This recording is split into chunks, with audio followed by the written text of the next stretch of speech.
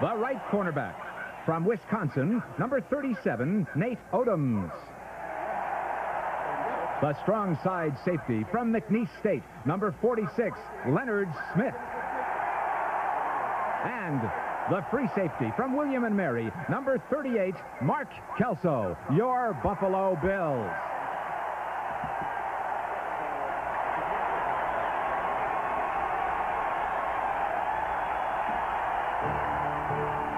The winner gets the Bengals in Cincinnati a week from today. They'll be a step away from the Super Bowl at Joe Robbie Stadium in Miami.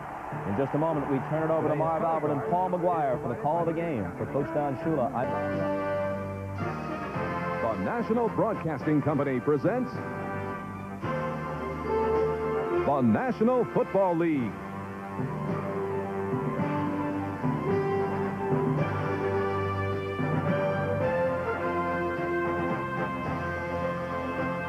Today from Rich Stadium, it's the AFC Divisional Playoff. The Houston Oilers versus the Buffalo Bills. Brought to you by Ford and your Ford dealer. Have you driven a Ford lately? By United Airlines, we dedicated to giving you the service you deserve. Come fly the friendly skies. And by Budweiser and Bud Light, who also bring you Bud Bowl 1 coming January 22nd on NBC. It is another capacity crowd. Better than 80,000 are here at Rich Stadium in Buffalo to watch the Buffalo Bills in their first home playoff game in 22 years. That is 22 years to the day when home for the Bills was the War Memorial Stadium, affectionately known as the Old Rock Pile, located in downtown Buffalo. And on that day, and this is the program from that game 22 years ago. I noticed a number 55 punter linebacker for Buffalo, a young kid by the name of Paul McGuire, by golly. Yeah, it was a bad day that day. It was raining. It was also a bad score. They killed us. They really did. They hurt us bad. Well, I'm Marv Albert, and this is the 1989 version of Paul McGuire. What about the weather factor today? Obviously a concern of Houston, but the weather is just fine here in Buffalo. I think this weather hurts Buffalo. They wanted to see snow or rain or whatever and a lot of wind. Houston coming in here, they're prepared for a bad day. They have a beautiful day, and they love it. When do you see the fog setting in here? No fog, no clouds. A few helicopters up there, but that's about it. Let's get to the basic storyline. When Houston has the ball, what do you look for as the key matchup? Well, the key matchup has to be 330-pound Bruce Davis trying to handle Bruce Smith. Bruce Davis is not as agile. Bruce Smith is probably the best defensive end in the National Football League. Can he control him?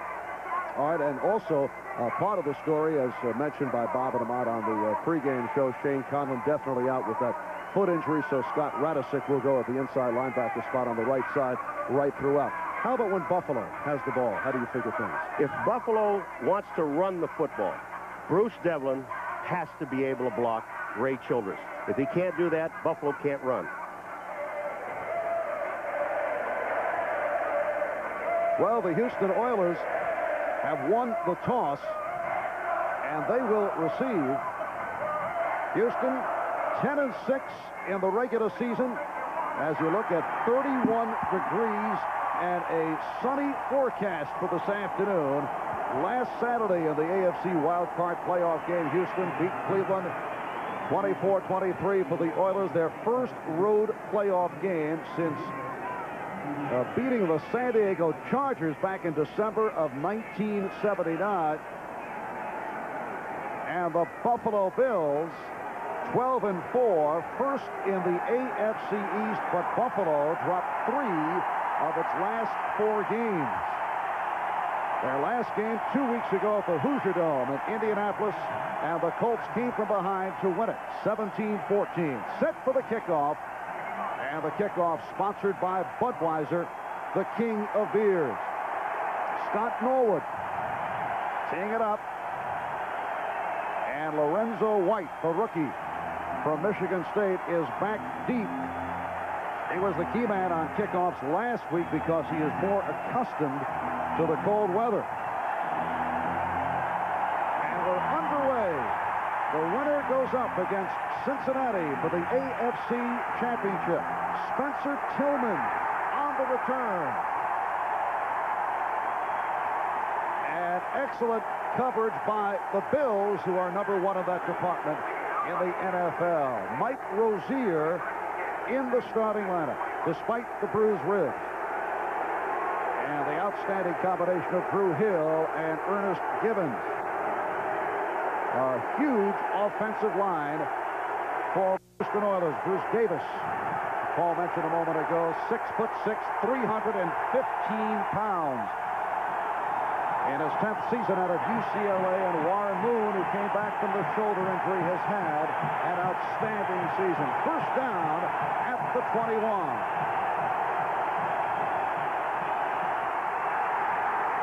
And Rozier for just about 2 on the play as we take a look at the Buffalo defensive unit. Art Still and Fred Smerlas, who sat out in the last game 2 weeks ago against Indianapolis, although Smerlas played in that opening series, along with Bruce Smith, one of the best front threes in the NFL. Radisic for the injured Conlon. And a solid secondary, Burrows, Kelso, Smith, and Odom. Now Alan Pinkett has replaced Mike Rozier. Second down and 8 at the 23. And Moon goes sideline, incomplete. Intended for Haywood Jeffries, covered by the right corner, Nate Odom. I think one of the biggest surprises to the Buffalo Bills this year, especially on the defensive side of the ball, is the play of Burrows and Nate Odom. They have really come through. Really question marks at the beginning of the year. Could they cover one-on-one? They have done that. It is a third down and 8. And this crowd here at Rich Stadium roaring from the opening kickoff. They had a rally here this week, and Joe Polian, the general manager, said they want this to be the house of noise. And that request has been answered.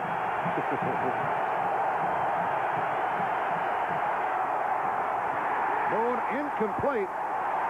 So a quickie series for the Houston Oilers. The pass intended for Ernest Givens.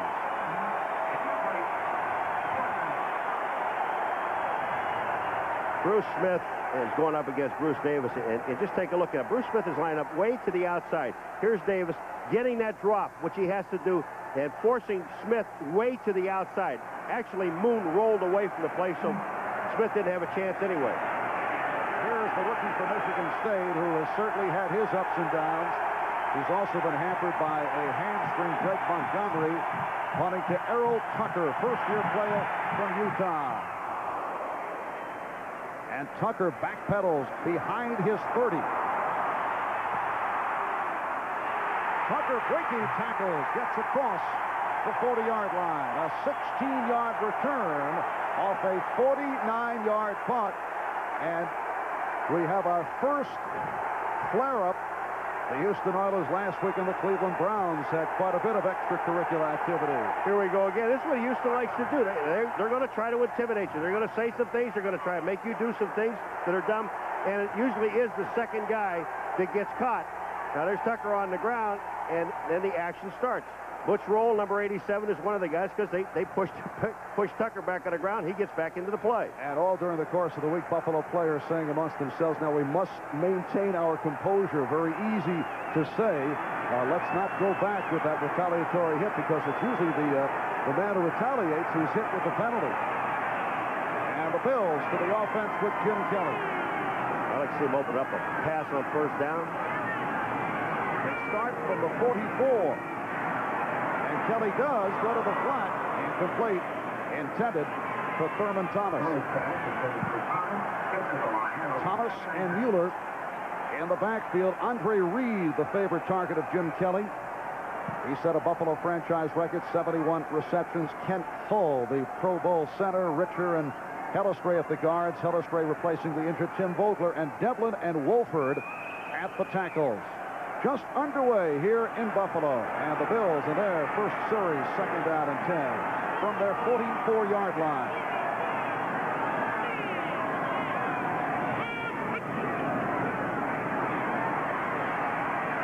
And Kelly completes.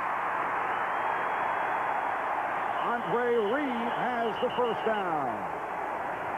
Steve Brown, the left corner, and Eugene Seal, inside linebacker, on the stop. The whole defensive line of Houston fell down. They had a stunt working in the middle, and as they were moving in and out, 3 of the players fell down, and not a block was laid on any of them. And that is Seal shaken up. He is an important man on the special team coverage of the Houston Oilers in his second season of Lamar. Buffalo first down at the Houston 45-yard line. Minute and a half gone by. Just underway. Surprising offense. Very unusual for Buffalo to come out and not run the ball yet. On his back is Jamie Mueller. And Kelly throwing again. And he has Thurman Thomas for 7 more, but a penalty marker is down. The referee today is Gordon McCarter.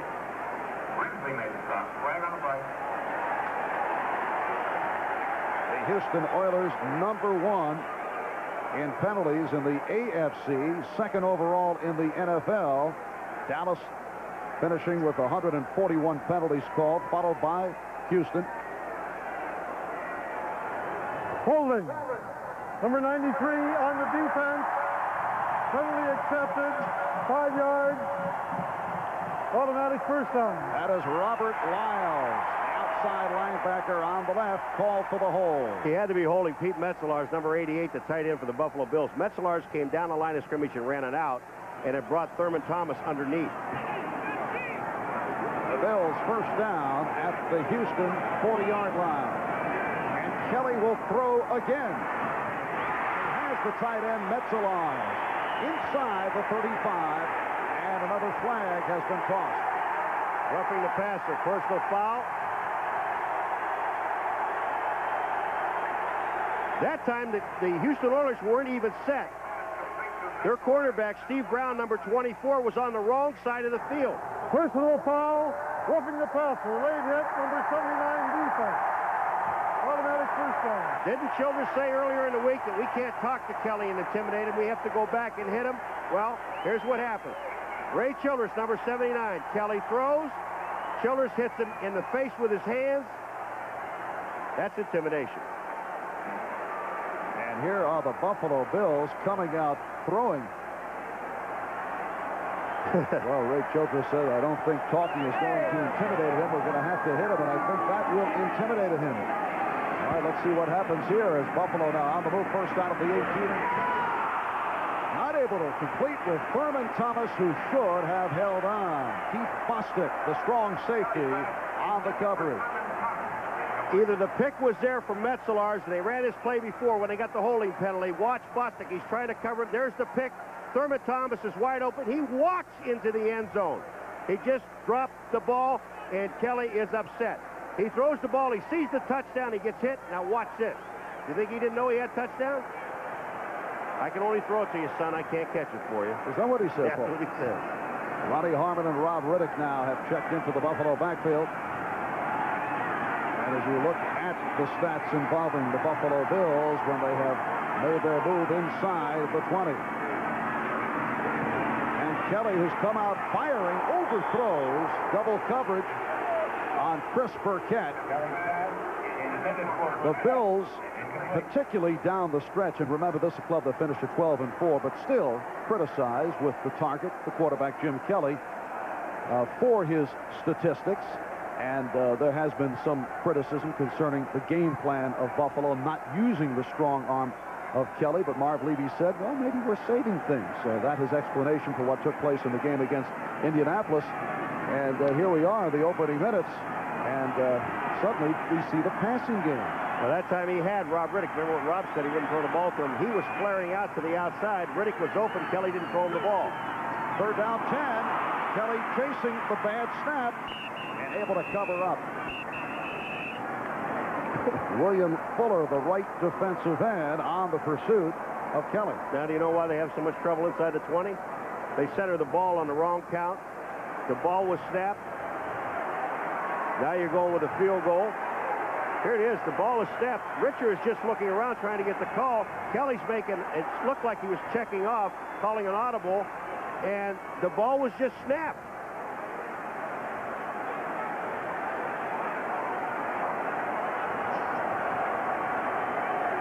And this will be a 50-yard attempt for one of the best field goal kickers in the NFL, Scott Norwood, who's hit 21 of 24 here at home at Rich Stadium. The holder, the punter, John Kidd. Long-range attempt. Away. And well short of the mark. So the Buffalo Bills drive is stalled with 3 minutes, 10 seconds gone by. The Houston Oilers, after knocking off Seattle in a wild card in overtime, reached this level in the AFC Divisional playoff, but they certainly had their problems against the Denver Broncos, and the Broncos won 34-10 at Mile High in Denver.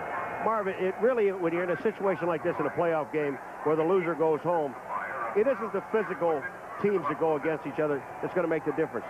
This is a time of the year when it's all mental. If you can't get yourself ready, if you make mental errors like the one the Bills just made there, you can't win football games doing that.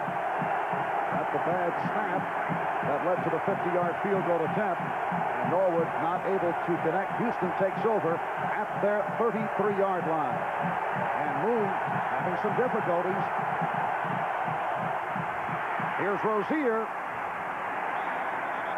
Stopped by Art Still, a 4-yard advance for Mike Rozier, who had a terrific season. He ran for 1,002 yards, the first Oiler since Earl Campbell back in '83 to hit the 1,000-yard mark, scored a personal high, 11 touchdowns.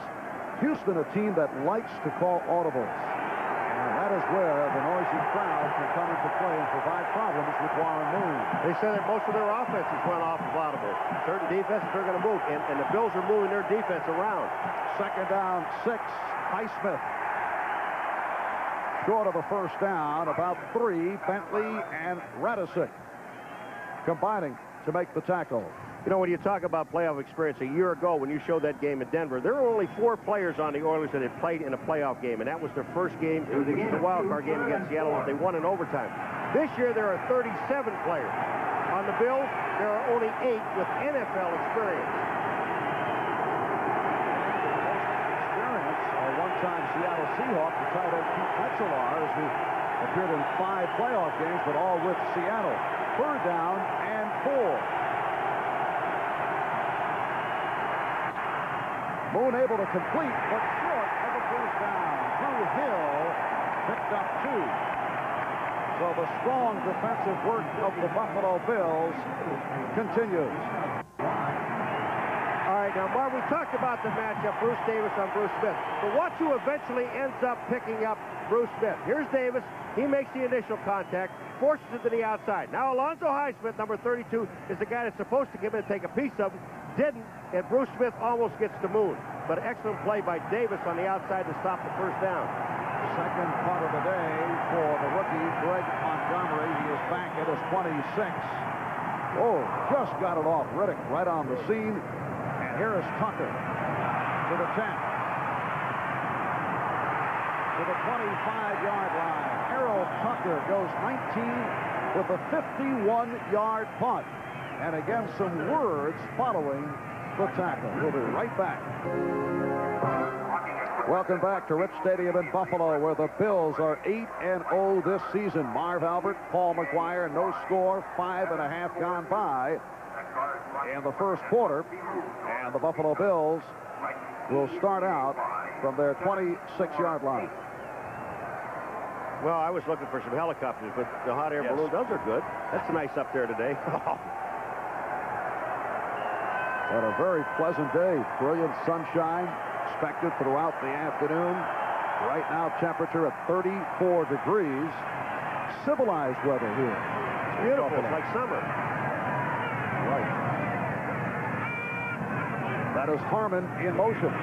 Mueller got to turn the corner, and he did. 3 yards for Jamie Mueller, who did fumble it, but out of bounds. Jeff Donaldson, man who hits very hard coming up from free safety to make the stop. Let's take a look at the Houston defensive alignment.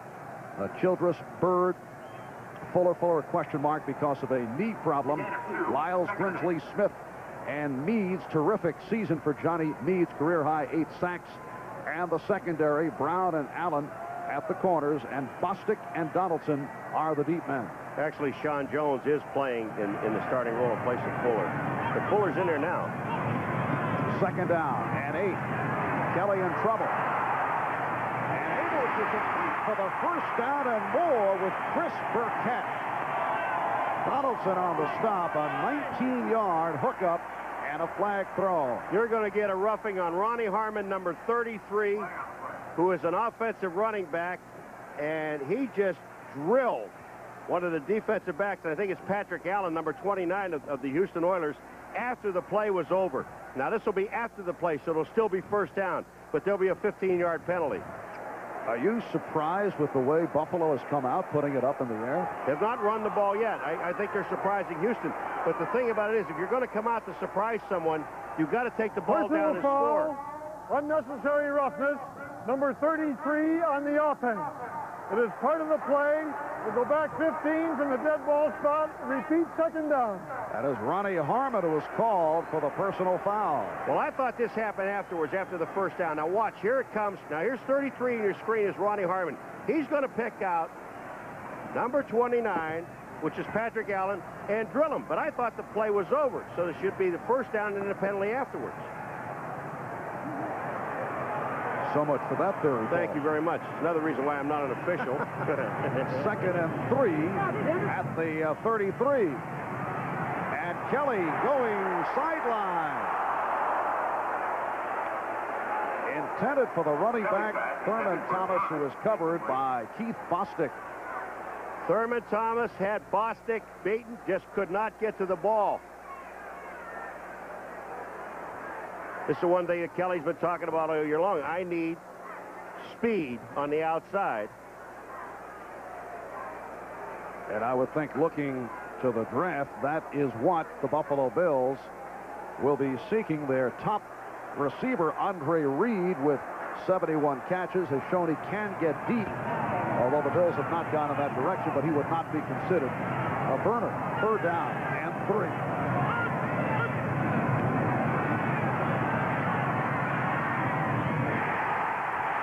Bills have the first down with Burkett. Pickup of 9. That was an excellent read by Jim Kelly. Burkett, everyone else they were covered. Burkett was actually covered. But then Kelly waited. He had enough time and enough patience, and that's what it takes in a game like this. Watch Kelly. He's going to look to his left real quick. He looks for Burkett right now. He doesn't see him, and then he waits until Burkett gets open and then lays it out in front where Brown has no chance at the ball. And Jim Kelly has opened up 4 out of 8, has a first down at the Bills' 42. Now to the ground for Mueller. And he is cut off back behind the line by John Grimsley, who leads Houston in tackles with 115 coming in. It's a gain of 1, second and 9.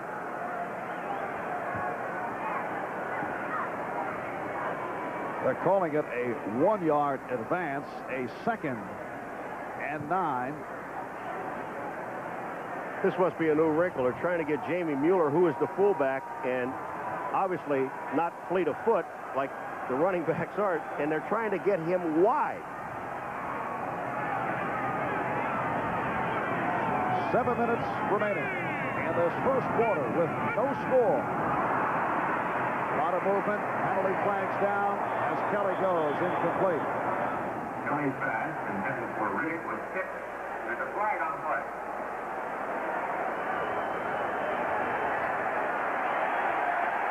So the offside against Houston looked to be Sean Jones. Offside, defense. Number 79, 5-yard penalty. Repeat second down. Well, now they say Ray Childress, the left defensive end, in his 4th year out of Texas A&M, made it to the Pro Bowl. 8.5 sacks for Childress. And off that offside penalty, it will be a second down and 4 from the 48.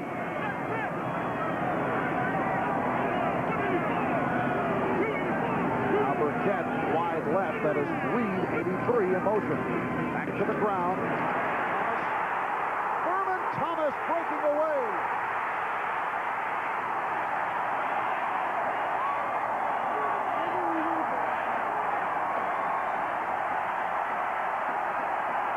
Steve Brown pushed him out of bounds. 41 yards for Thomas.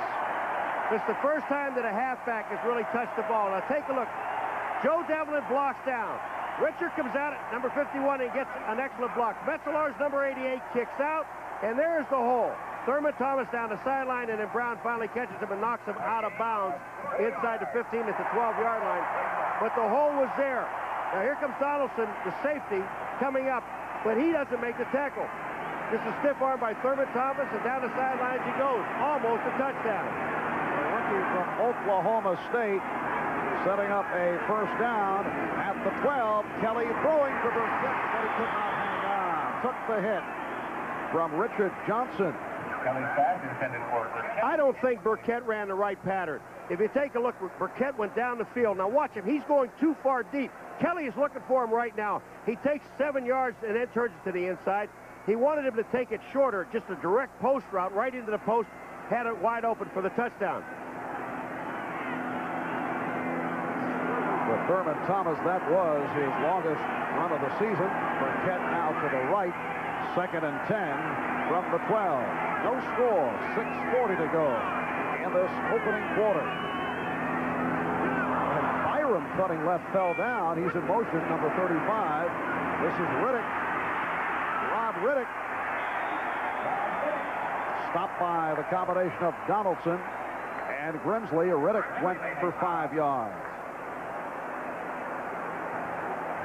The Buffalo Bills, for 16 games this year, when Rob Riddick has been in the ball game, when they get down near the goal line, you know that 1 out of those 3 plays, if they don't get a first down, he is going to handle the ball and run with the football. They let everybody know. I mean, there's just no secret. And he has scored 14 touchdowns to lead the Bills, 12 on the ground.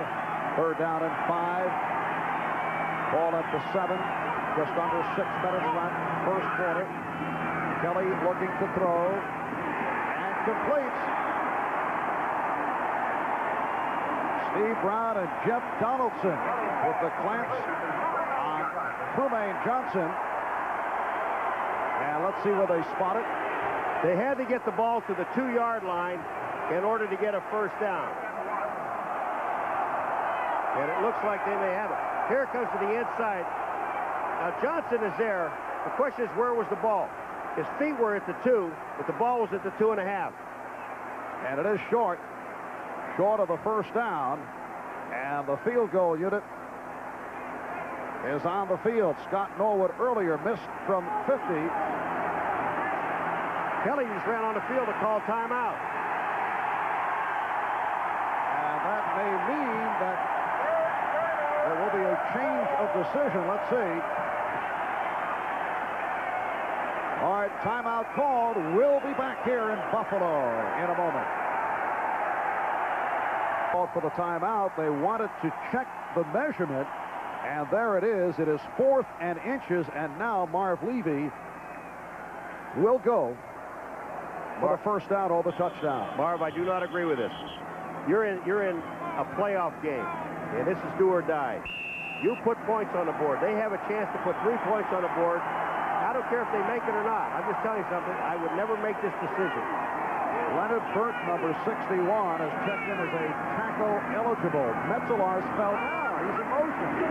Slippery field. Kelly from the end zone, and it's deflected, broken up. I'm telling you, I think you might have had a situation here where players talk to coach into going for it, and you don't do that. Not in this game. There are no points on the board. You put 3 up when you can. And what does this do now for the Houston Oilers? It just picks this team up totally. They've stopped Buffalo twice down in this territory in Buffalo's hometown. And take a look at Metzler slips. He can't get out. There's holding there. Brown grabbed a hold of him. But Metzler's is across the Donaldson, number 31, is the man that knocks the ball away. That ball had no chance of getting there. So the Oilers take over at the 2, and the house of noise has erupted. 5:07 remaining, first quarter, and we have no score.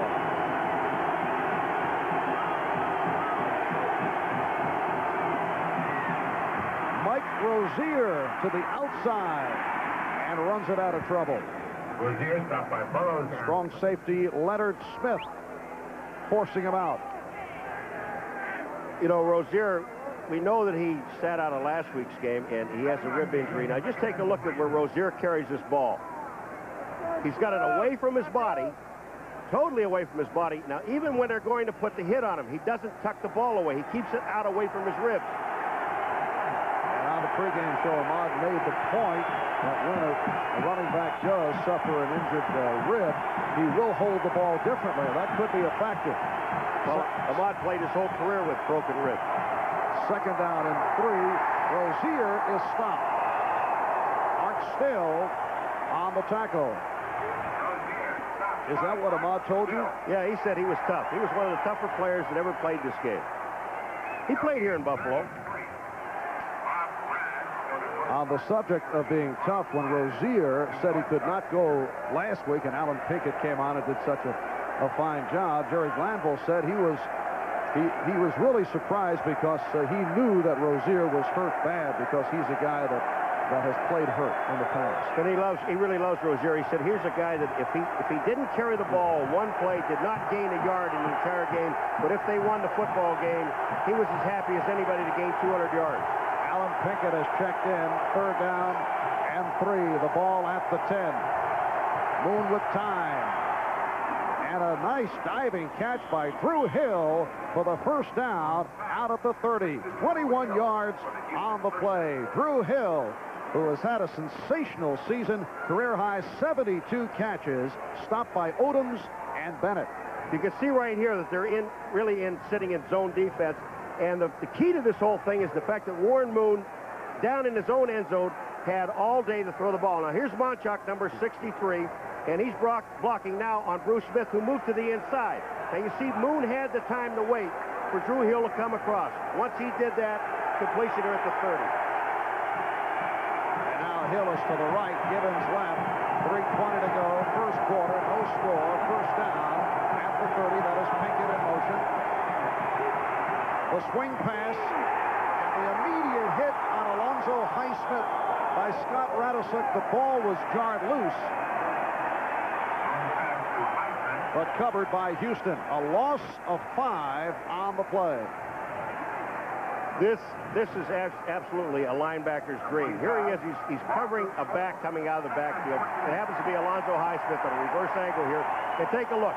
That's his man. Bang. As soon as he catches the ball, I don't know if he really had the ball, if that's a fumble or not. They should take a look at it because it didn't look like Alonzo Highsmith had control. Second down and 14 at the 26.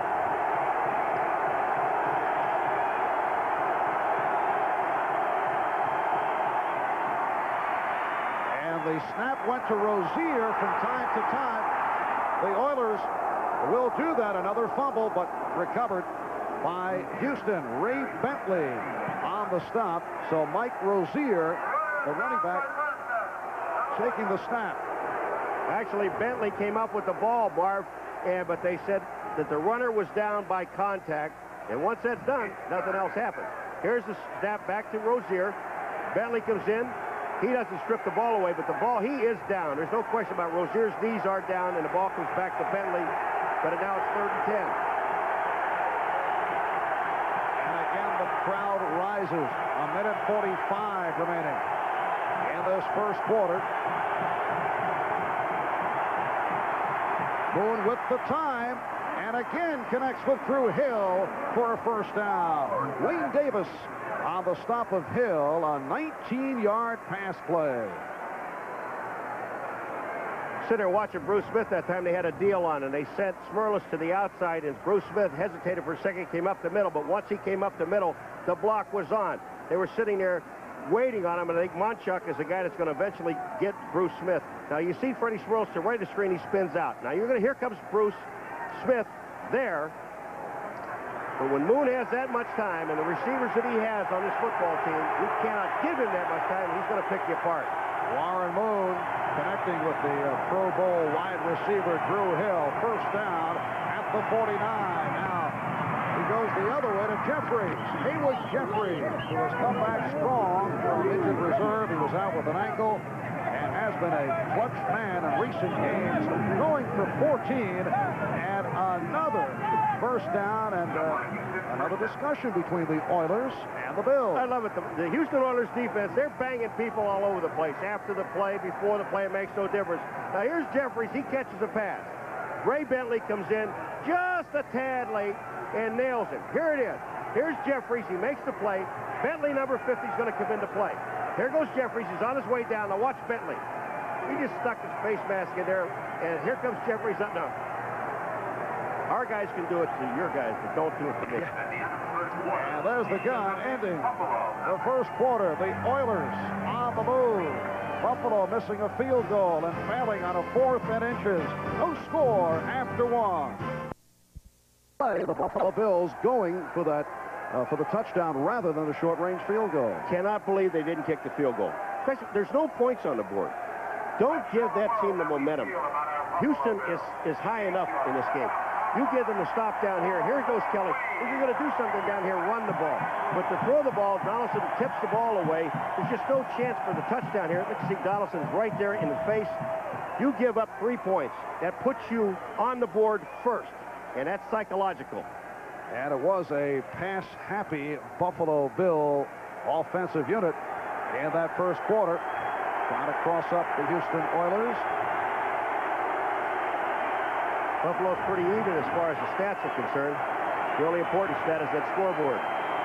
Second quarter underway, and here is Moon on the option. Cornelius Bennett making the stop. 3-yard advance for Warren Moon. Moon's laughing. He's talking to Bennett. Now, Cornelius Bennett comes upfield. Now, I think Warren Moon was looking for a pitch man, and it just stunned him. Here comes Moon out by him. He said, wait a minute, you're not supposed to have the ball. You're supposed to be pitching the ball. But he goes right back and catches him. There is Cornelius Bennett. Came to the Bills midseason last year in that blockbuster 3-way trade involving Eric Dickerson. Pro Bowl man this season, one of 6 Bills to make it to the Pro Bowl. Second down and 7. The Buffalo 34. And Moon going deep sideline. Intended for Curtis Duncan, who was covered by the left corner, Derek Burrows. Duncan had no chance at this ball. Burrows was there. Duncan looked like he might have had a step on him. Burrows is sitting there. Now he hand chucks him right there. This is all legal, but this is running step for step. That's perfect coverage. There was no chance for the ball because it was out of bounds. There's Derek Burrows. Been banged up this year. Ankle injury. Bruised jaw. Reminder to our viewers, we'll be selecting the Budweiser most valuable player for today's game at the conclusion of the ball game. 3rd down and 7. And down goes Moon. Bruce Smith, who had 11 sacks during the regular season, finishing 2nd in the AFC behind Greg Towson of the Los Angeles Raiders, comes up with the first of the day. The Buffalo Bills that time with 4 defensive linemen. And this time they move Bruce Smith to the inside over the center. Now he makes a move past Pinson, and once he does that, the guard to the right-hand side did not pick him up, and that was Matthews. Bruce Smith was free. And Smith now with a sack in 5 straight games. So the punting unit is on. Greg Montgomery for the 3rd time. Punting to Errol Tucker. And it's blocked. Almost blocked in his last attempt. And the Buffalo Bills with the block punt recovering. 3rd punt blocked by the Bills this season. The strong safety, Leonard Smith, the man to get to the ball. But Marv, the other time they had 10 men on the line of scrimmage. This time they only have about 5 or 6 guys. And they're all standing back there like they're not going to rush. And then they just send Leonard Smith right up the middle. He makes the block. Just a perfect call. I don't think Houston was waiting on it.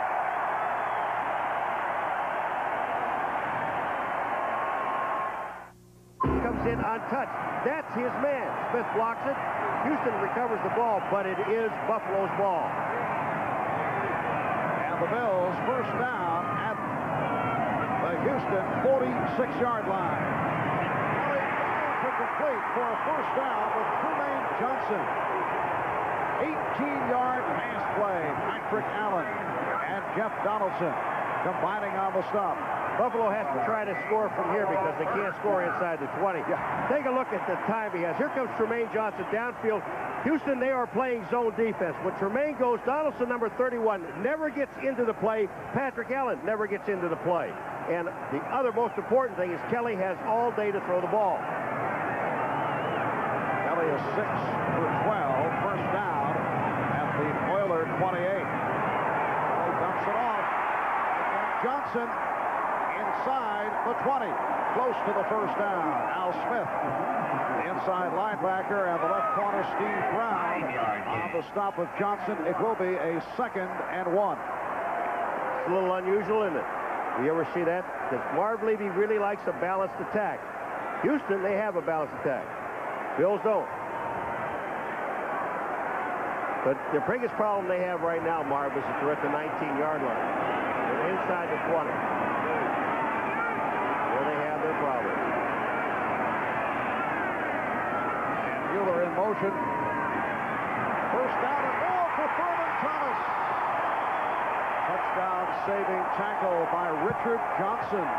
16 yards for Thomas, who reeled off 40 in the first quarter for his longest run of the season.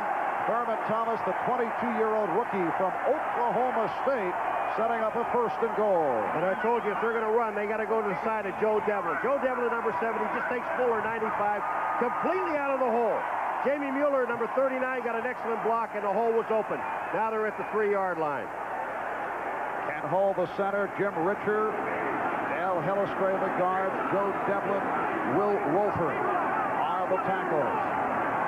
1st and goal from the 3. Metzelar in motion to the ground, and Rob Riddick stopped short of the goal line. They tell you there's no secrets down there. Once they get there, they're going to give the ball to Riddick. They're going with 2 tight ends, Roll and Metzelars, but they're also going with another offensive lineman, Laird Burton, number 61, that comes in and plays a tight end. Now here comes Riddick over the top, and they're waiting on him. Lyles, 93, is sitting there. They knew that he's going to carry the ball. And the ball spotted inside the 2. Following the tackle, Rob Riddick had some words with Richard Johnson of Houston.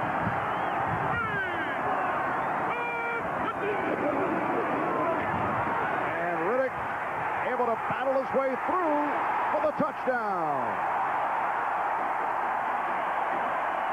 And Jim Kelly involved, as he had some words with 7 of the Houston defenders. And the linemen are trying to tell Kelly, just get out of there and get off the field. You have no business being there. But you talk about continuous effort of Rob Riddick.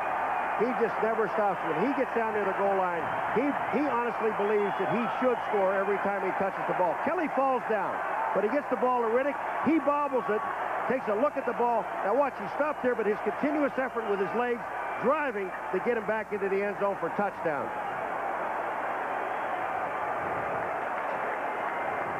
Now, at the end of this, Riddick is trying to get up there, hold him on the ground, and then Jim Kelly comes in, and Jim, just go sit down. And now here's Scott Norwood. And that is 76 consecutive extra points, a Buffalo Bills record for Norwood. Buffalo 7, Houston nothing. We'll be right back. Rivals here at Rich Stadium, camping out, making certain to beat the traffic. Our crack crew on hand, producer David Neal and director Dick Klein to check it out. Rob Riddick very pleased as he went over from 1.5 yards away for a 7-0 Buffalo lead just a moment ago. 80,000 plus here in Buffalo for the first ever playoff game at Rich Stadium. Lorenzo White waiting for the kickoff. from the 4-year veteran from James Madison, Scott Norwood.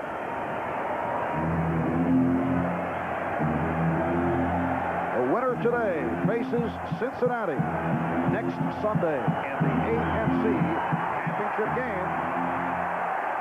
And White will run it out. And he is stopped across the 10. Excellent coverage again by the Buffalo Bills, led by the one-time Houston Oiler, Steve Tasker. You know, on his scoring drive, 5 plays, 46 yards, took up 3 minutes. But Rob Riddick, Kelly falls down, and Riddick, because of the experience in the back, his most important thing is that football. Got his composure, made sure he had his hand on the ball, and then a continuous effort to get the ball into the end zone. That's hustle. That's experience. And the Oilers hearing it from this crowd. It's a 1st and 10 from the 11. Alonzo Highsmith, Mike Rozier are the running backs.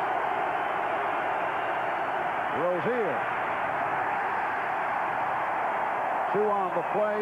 Ray Bentley, the inside linebacker, was right there. You know, on a kickoff, this team, they lead the league as far as stopping them. Number 89 there is Tasker. You think he's happy? Watch this. Oh, and he missed it. Man, if you're going to, you got to make the thing, Steve. You got like 2 4s. And Steve Tasker made the Pro Bowl last season for his special teams play, hampered by a knee injury this year. 2nd and 8 from the 13. 5 minutes gone by. 2nd quarter. Buffalo 7. Houston nothing. Moon again got the time. Hard hit. And it was ruled incomplete. Wayne Davis applying the hit on Drew Hill. Okay, Warren Moon, he's got to think about Bruce Smith making that sack in the last series of downs. Got some happy feet. Moon is backing out, moving around. You've got to have total confidence in your offensive line to stay in there. Now, I know he's been sacked one time, and it's easy for us to say sitting up here. But in a game like this, you must be patient. Kelly has been patient throwing the football. Moon has to do the same thing. Warren Moon facing a Buffalo team that is first in the AFC in total defense. 3rd down and 8.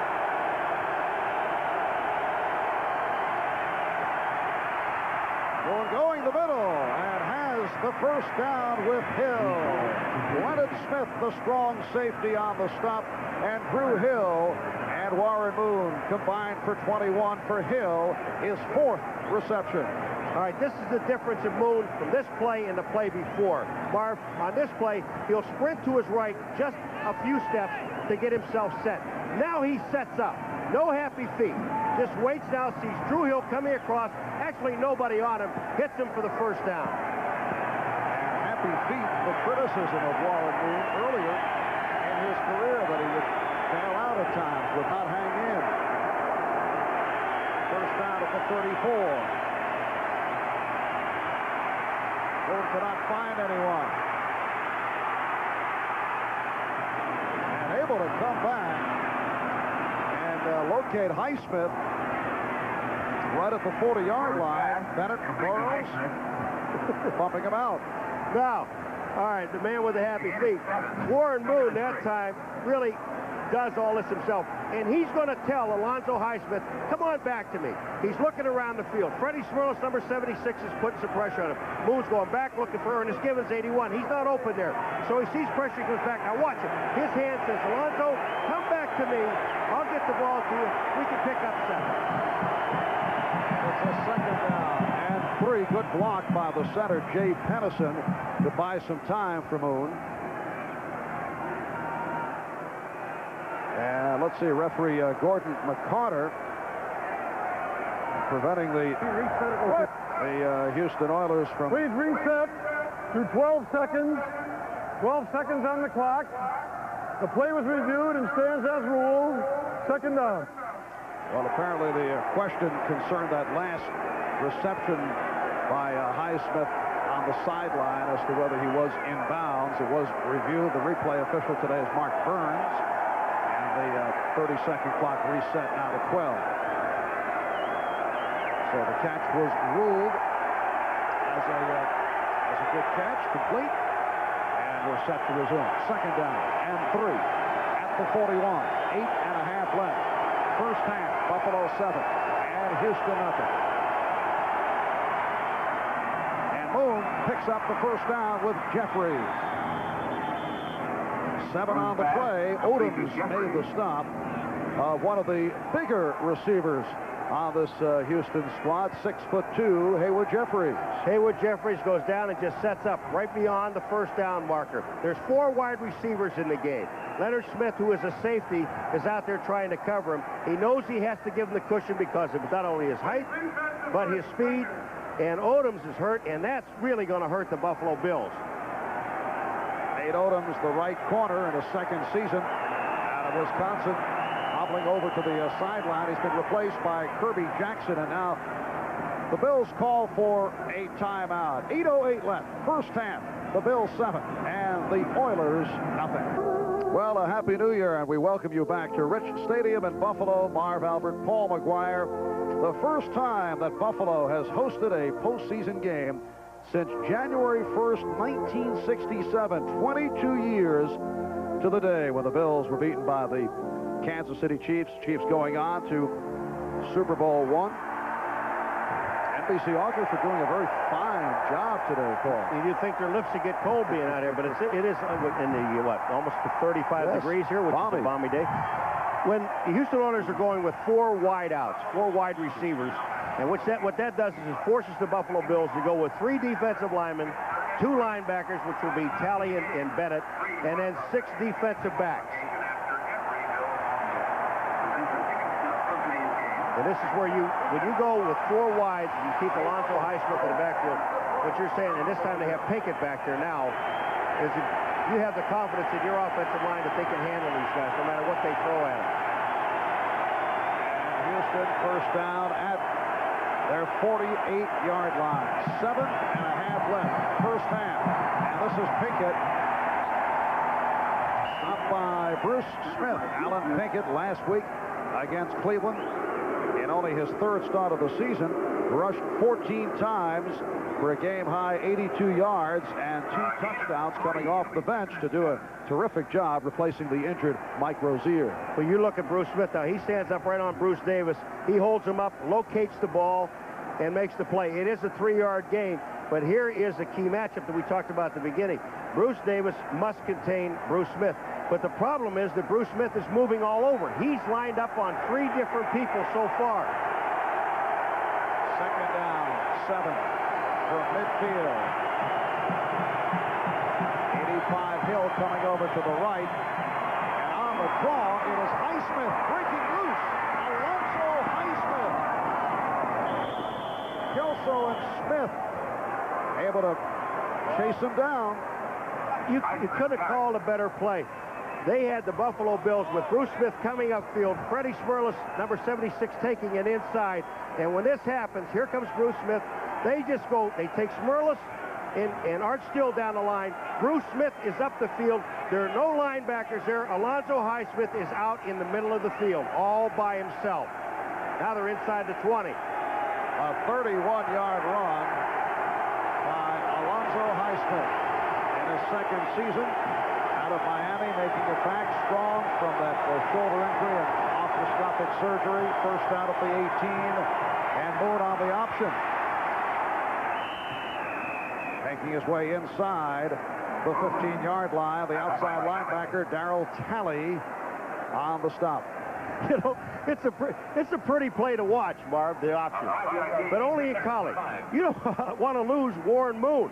I mean, this is the strength of your offense. Moon goes down, puts a little fake to the outside. That was Kirby Jackson, 47, whose job was to take the up back. But if they had the regular defense in there, they would have been a linebacker just to nail Warren Moon. Now looking at a 2nd and 5 at the 13. Rozier is back, replacing Pinkett.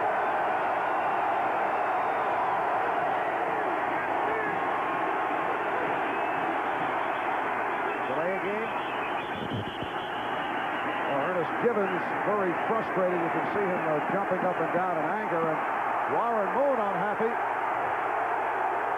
And his unhappiness directed at Cornelius Bennett. Delay of game. Offense, 5-yard penalty, still second down. Paul, is that a problem with the noise?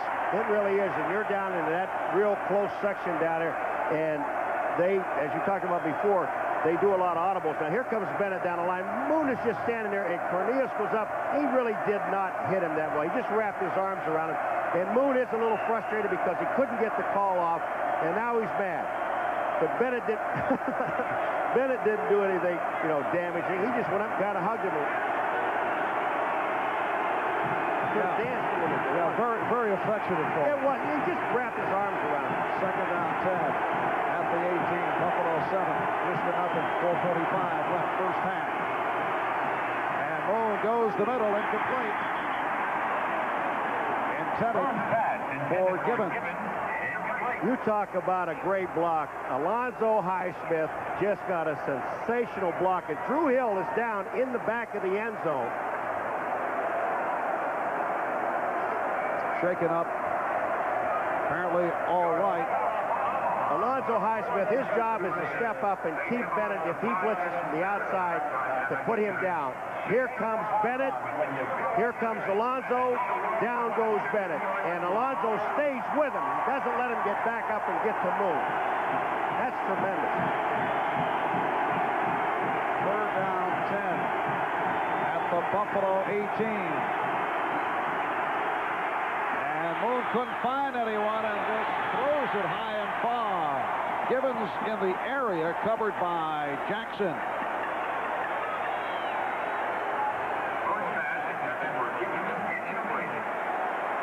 Looked like Bennett and Moon actually had some nice words for each other on the follow-through after that play. Tony Zendejas now coming on, and opposition field goal kickers have had all kinds of problems. Marv Levy trying to set.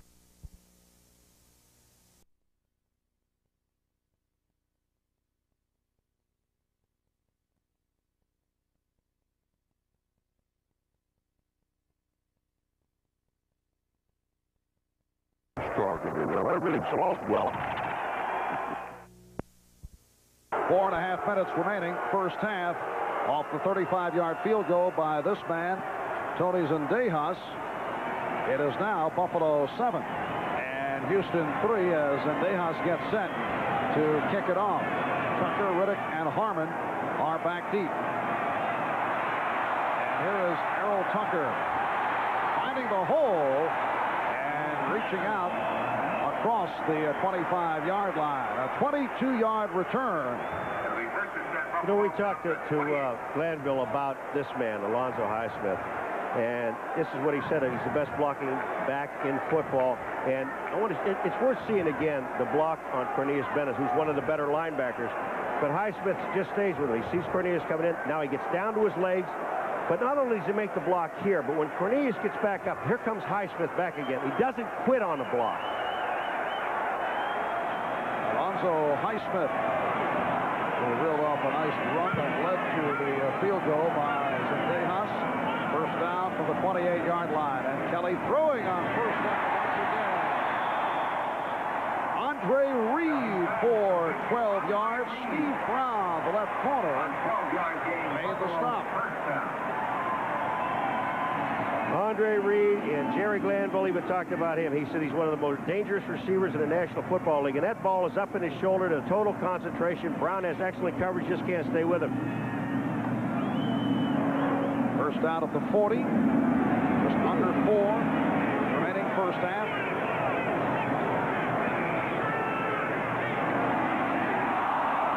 Struck by the tight end Metzelaars, covered by John Grimsley. Buffalo Bills, I guess they're not going to sit on that lead, huh? they're just firing the ball all over the place. And now is in a situation now where I wouldn't be surprised to see him run a play, because they are running so well to their right side to where Joe Devlin is, and he happens to be blocking on Fuller, and also Childress is out there. Kelly now 2nd and 10 at the 40. Oilers may think they're watching Jim Kelly from the Houston Gamblers of the USFL, although he's not looking for the deep patterns in the run and shoot the way he did in those days. Riddick not able to hang on. Rob Riddick, the man who criticized Jim Kelly about a week and a half ago for his passing philosophy. But that time it was Riddick who did not hold on to the ball. After that one, he may not throw any more to him either. Ray Childress is going to the Pro Bowl, and when you're that good, Ken Hall is blocking on him to the outside. He just jams him back into the inside. And Childress was kind of lost on trying to find out where am I supposed to go, where is the ball. The Houston Oilers cannot win this football game until they get some heat on Kelly. Third down and 10 from the 40.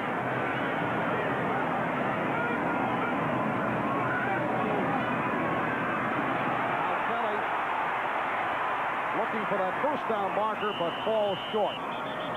Hit down by Tracy Eaton, backup defensive back. You ever see a guy take 5 steps and not go anywhere? Watch Kelly. You talk about not fleet of foot. Watch this when he comes up the middle. Kelly, no one to throw to. Excellent pass coverage. He sees the middle wide open. Now, he only has to go 10 yards. Watch these steps. There's 4 or 5 steps. He didn't move a yard. Still didn't pick up the first down. Duncan, Kidd will punt for the first time this afternoon. Curtis Duncan, second-year man from Northwestern, back deep. That is Duncan.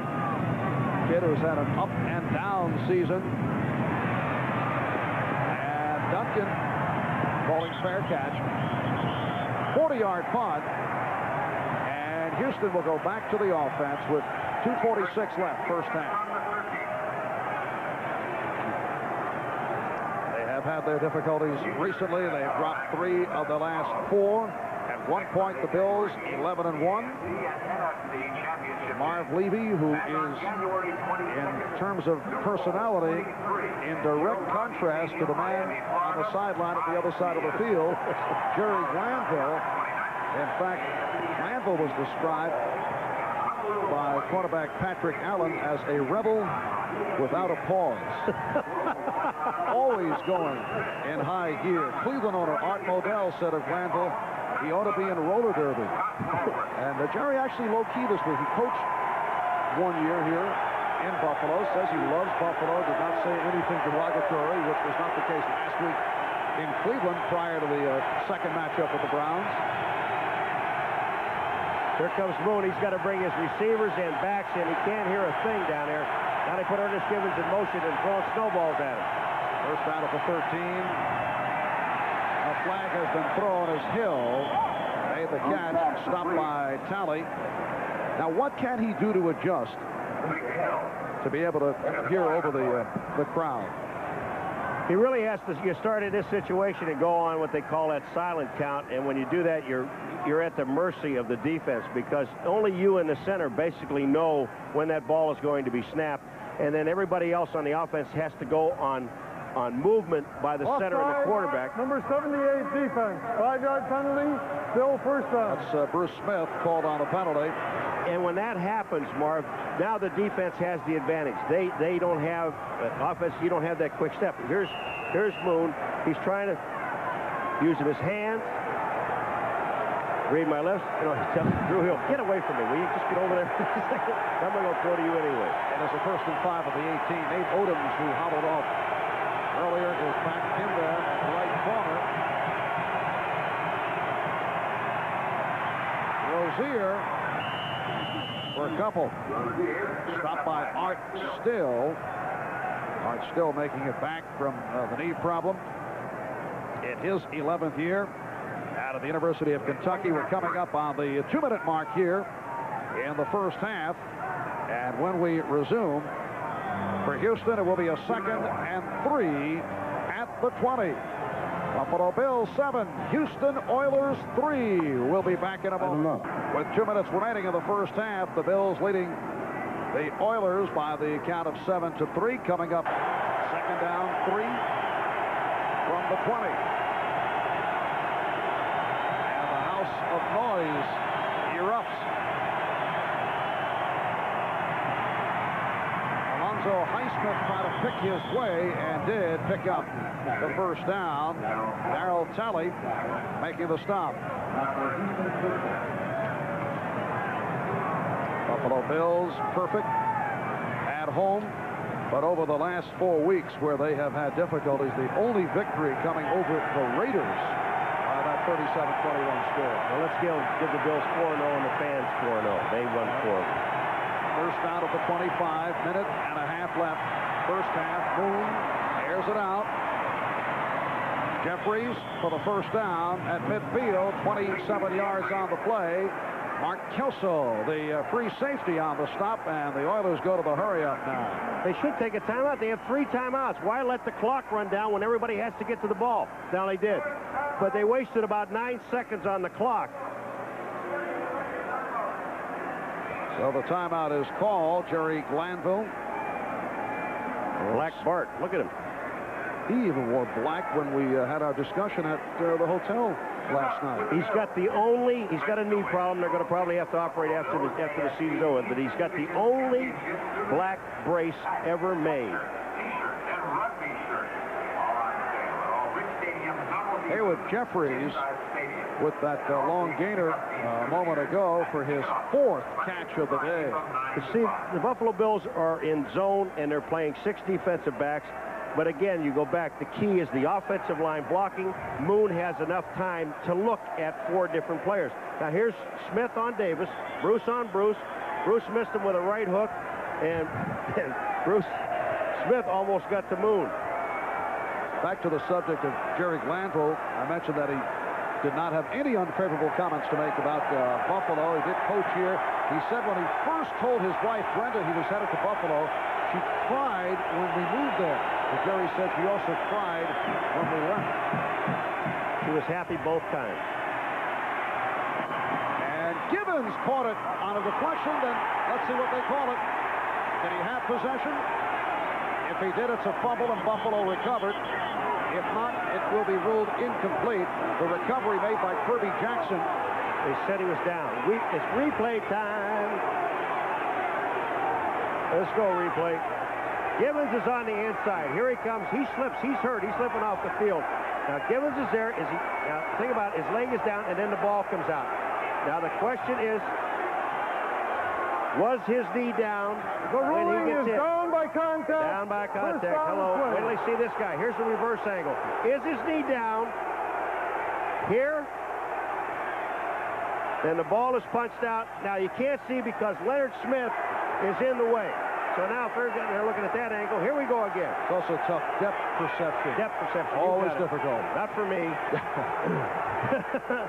He is, I mean, that is as close as you're going to get. That play's got to stand. So a first down at the 25-yard line. And here's Boone with the time going end zone. Touchdown. No, he's out of the end zone.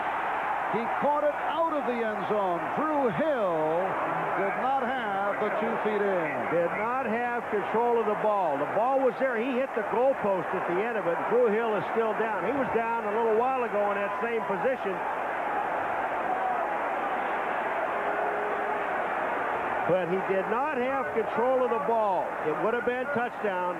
Boone put it right where he had to put it. No one had a chance. Must have the 2 feet in and control. Yeah, you see he's bobbling the ball here. I'm going to tell you what.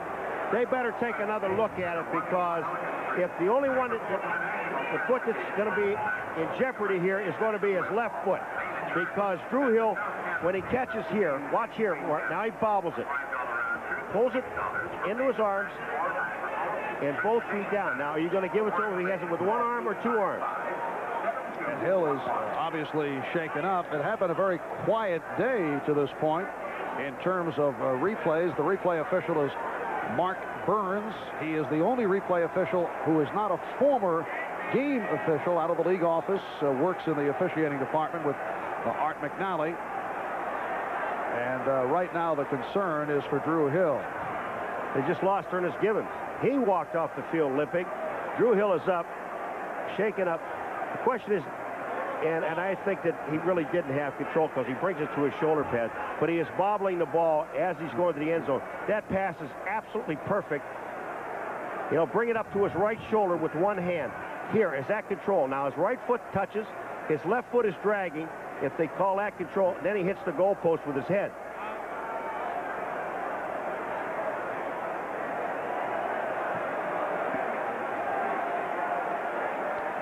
All right, the word from the replay booth is the left foot was down, but his knee hit out of bounds. So it was not possession. He did not have control with the 2 feet in within the end zone. And now the official word from Gordon McCarter. And Hill looks to be all right. And more good news for Houston. Givens coming back on the field, so they've got him back in the game. 40 seconds remaining first half. And when we pick it up, Houston will have a 2nd and 10 at the 25. And Bruce Davis has done a pretty good job on Bruce Smith. You remember the only sack came when Bruce Smith came up the middle. He did not come up over Bruce Davis. And the Houston Oilers have allowed only 24 sacks for the season, among the fewest in the NFL. The 1 sack recorded by Smith. Bruce Smith. Bruce Davis, 6'6", 330 pounds, like running around a building. 2nd down and 10. And the crowd back to it. Moon in trouble. And able to complete right at the first down marker. Burrows on the coverage of Duncan. Now the Bills want him to say he's out of bounds. Derek Burrows. Everybody's an official today. You know, players don't only play, they're also officials. Here we go now. Duncan goes out. Moon scampers and he sees him coming back. Duncan does a smart thing. He comes back. And now what they're saying is here he catches the ball, but he stopped his progress so he couldn't go out of bounds. And he said he didn't get out of bounds, but he does. But Moon does a great job rolling out to the outside. And then again, we get officiating by all of the players. Everybody likes to officiate. And by getting out of bounds, he did stop the clock. 31 seconds remaining. It's a 3rd down and 1. 31 seconds left in the half. A lot of movement. Fumbled on the snap. And the penalty marker is down. It's delay a game, so that'll make it 3rd and 6. Delay of game, offense, 5-yard penalty, still 3rd down. I just couldn't believe that Moon just walked away. The whistle to blow, and he had to know it was delay a game because the ball was snapped and everybody else went for the ball except Moon. Warren Moon sitting up under center. Watch what happens. He knows it's delay a game because when this ball is snapped, well, he just turns around and like puts his hand down. I don't want any part of that. I'm not going in there and get killed. 3rd down, 6 at the 21. Jeffries to the left, Duncan right. Highsmith, the lone deep back. And Moon with time. Incomplete. Leonard Harris covered by Wayne Davis. Harris, the 3-year man out of Texas Tech, who has come up with only 10 receptions this season. And now Zendejas will check in. One thing, look where this ball is thrown. That ball should have been caught, even though Davis made an excellent play on the ball. But Warren Moon is sharp. He's getting the ball where it has to be caught, and they're not catching it. Zendejas connected from 35 yards away earlier the 2nd quarter. This, a 39-yard attempt that is blocked.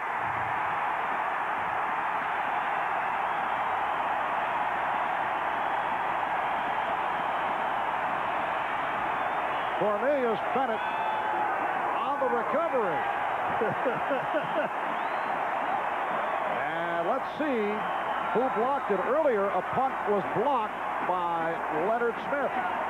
That man has fun playing this game. He's the same way in practice. Is this Leonard Smith again? The ball comes up the middle. I don't know. That's not Leonard Smith, I can tell you that. That was Cornelius Bennett that blocked it and recovered it. Now the crowd reacts to the announcement on the public address. Pro Bowler Cornelius Bennett with the block and the recovery. Buffalo takes over. 19 seconds remaining in the first half. From their 37. Kelly with a screen. And here's Ronnie Harmon. 10 seconds remaining in the half. Kelly's pass complete to Ronnie Harmon. Will Wolford, number 73. He'll be all right. They're not going to go out of the game. Kelly stayed in there and stayed in there. And then finally, this was a screen pass, and it finally hit Harmon with the ball. Kelly has an awful lot of confidence in his offensive line, and that's good. I mentioned earlier that Bill's opponents have had all kinds of difficulty kicking field goals here at Rich Stadium in the past. The weather has certainly had something to do with that, but coming into today, they have succeeded on only 8 of 17 at Rich Stadium. Second down 2 with time running out. And Kelly heaving one. It's a Hail Mary, and it's broken up. So Jim Kelly airing it out with 1 second remaining in the half. And that ball was almost caught. Donaldson is sitting down there waiting on him. He's trying to time it. I don't know if it's Trumaine Johnson, 86 or not. Yeah, it is going to be him. Watch Donaldson here. He's waiting, and he knocks the ball down, and it just gets caught in his leg. That is dangerous. Combination of Trumaine Johnson, Chris Burkett, Andre Reed in the area.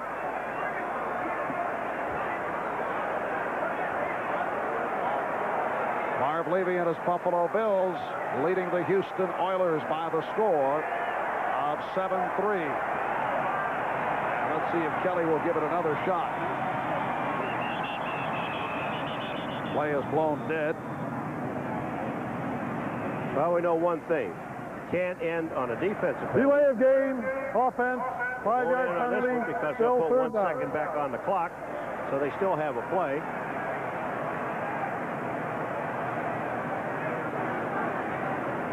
Great football game. Great defensive football game. And the Buffalo Bills come in as number 1 in total defense. Houston Oilers, the only team in the NFL to score more points. The Cincinnati Bengals. Houston with 424 points for the season. But thus far, Warren Moon and his Oilers held to the field goal. Although Moon, as you say, has been throwing the ball well. He has been throwing the ball well. You look too excited right there. Off the draw, Jamie Mueller. He will not go down.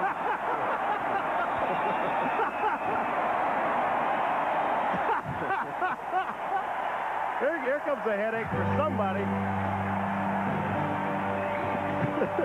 Jamie Mueller goes 6'1", 225 pounds, refusing to hit the field. And that is the end of the first half. Buffalo 7, Houston 3. Bob Costas. And what has been a surprisingly balmy day, and the Buffalo Bills leading the Houston Oilers by the score of 7-3 as we look to the second half. And what do you foresee from the Houston point of view? I think from Houston, once they get in that third and long situation and they get spread out that field, Buffalo defensively, they're going to have to put some pressure on Moon and send some linebackers, because once they spread out, it gives Moon a chance to look over the entire field, and they spread that defense so thin, he's hitting people. They're picking up 3rd and 10 all the time. So Buffalo, I think, are going to have to blitz more. Houston, on the other hand, are going to have to try to run the ball a little bit better. And Jim Kelly came out throwing in the first half. 9 for 18, 99 yards. Moon, 11 for 19, 144 yards. The key play in the first half, the blocked punt. Greg Montgomery nearly blocked in his previous attempt by Rob Riddick, and now they got him. Leonard Smith came from the outside. Nobody touched him, really, and he ends up blocking the punt, but they did not have the punt block formation that they used before. In the first couple of punts, Marv, they put up 10 men on the line of scrimmage and really didn't come. That time they only had 5 guys. Well, look at it. Can you imagine this game? No turnovers in this ball game. Everything is basically even. The score is close to being even. This has just been an excellent, I think, excellent defensive football game. And if it wasn't for a couple of drop passes on both sides, each team would be ahead by 7 at least. And the winner today goes against the Cincinnati Bengals in the AFC Championship game.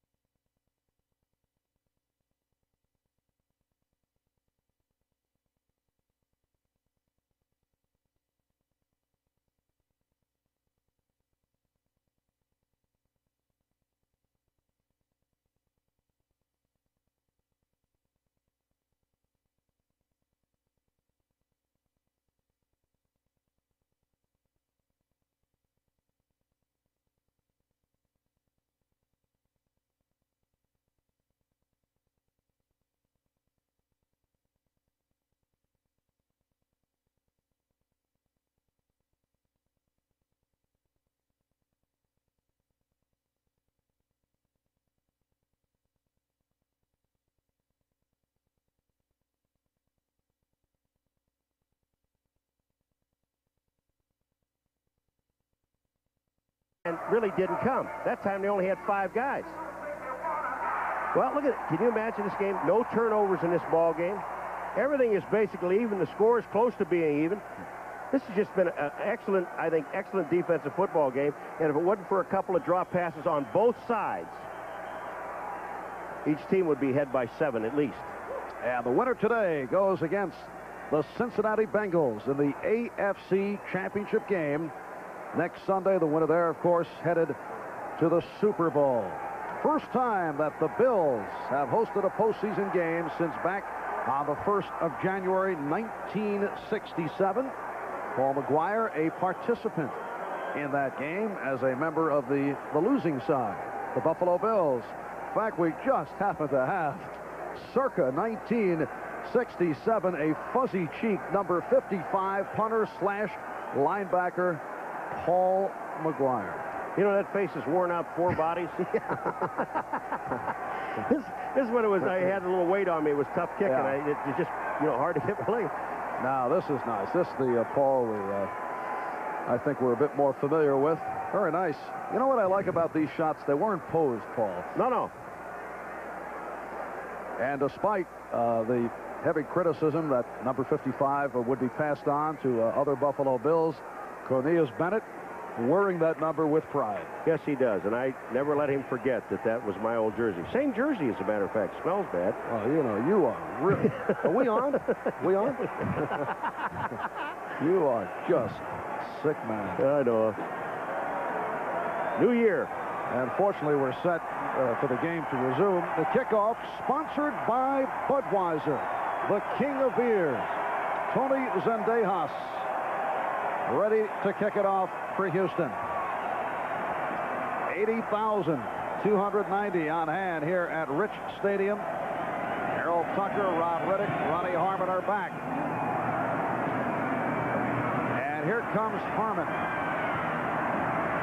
Out across the 20-yard line. 18-yard return. Toby Caston on the tackle. So the Buffalo Bills open up here in the 3rd quarter. Kent Hull, the center. Jim Richer, Al Hellestray replacing the injured Tim Vogler, out for the season with a knee problem. They're at the guards, and Will Wolford and Joe Devlin at the tackles. Ronnie Harmon now in the backfield, along with Jamie Mueller. And Jim Kelly calling it out. First down at the 23 off the short set. Bostic and Grimsley on the tackle, and Kelly and Harmon reel off 17 yards.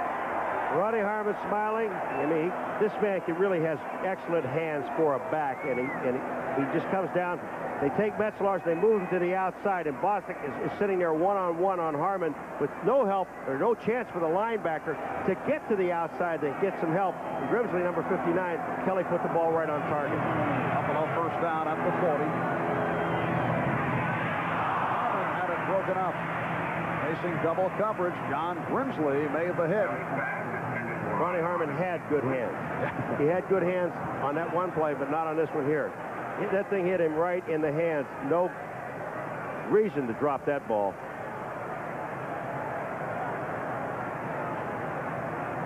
You can look so good on one play, you know, Marv, and so bad on another one. Ronnie Harmon, usually the Bills' 3rd down specialist, change of pace man at running back, but in there throughout this series. 2nd down and 10. Now Riddick and Harmon in the backfield. Just underway, 3rd quarter. Kelly from the shotgun. Almost intercepted off the deflection from Trumaine Johnson. That was just excellent coverage by Robert Lyles, number 93, the linebacker. He just waited to the inside, and Lyles is the man that's going to make the play here. He just sits and waits, and all of a sudden Trumaine comes across it, and there's Robert Lyles right there with the hit. But the ball was in Trumaine's hands. That's 2 dropped in a row. And the Bills now 3rd down and 10 at the 40. A report from the Houston sideline concerning wide receiver Drew Hill. He is in the X-ray. They call that hard hit in the end zone late in the second quarter. And Kelly able to stand in, and he is picked off. And there you have the first turnover of the afternoon. The interception by Tracy Eaton, the extra defensive back. He's a rookie from Portland State. I think Kelly really wanted to throw the ball to Rob Riddick, number 40, who's going to be coming down to the inside. But Rob Riddick falls down. And when that happens, he has to go out to Burkett. There's an awful lot of holding going on by Patrick Allen. That was definitely holding on a defense.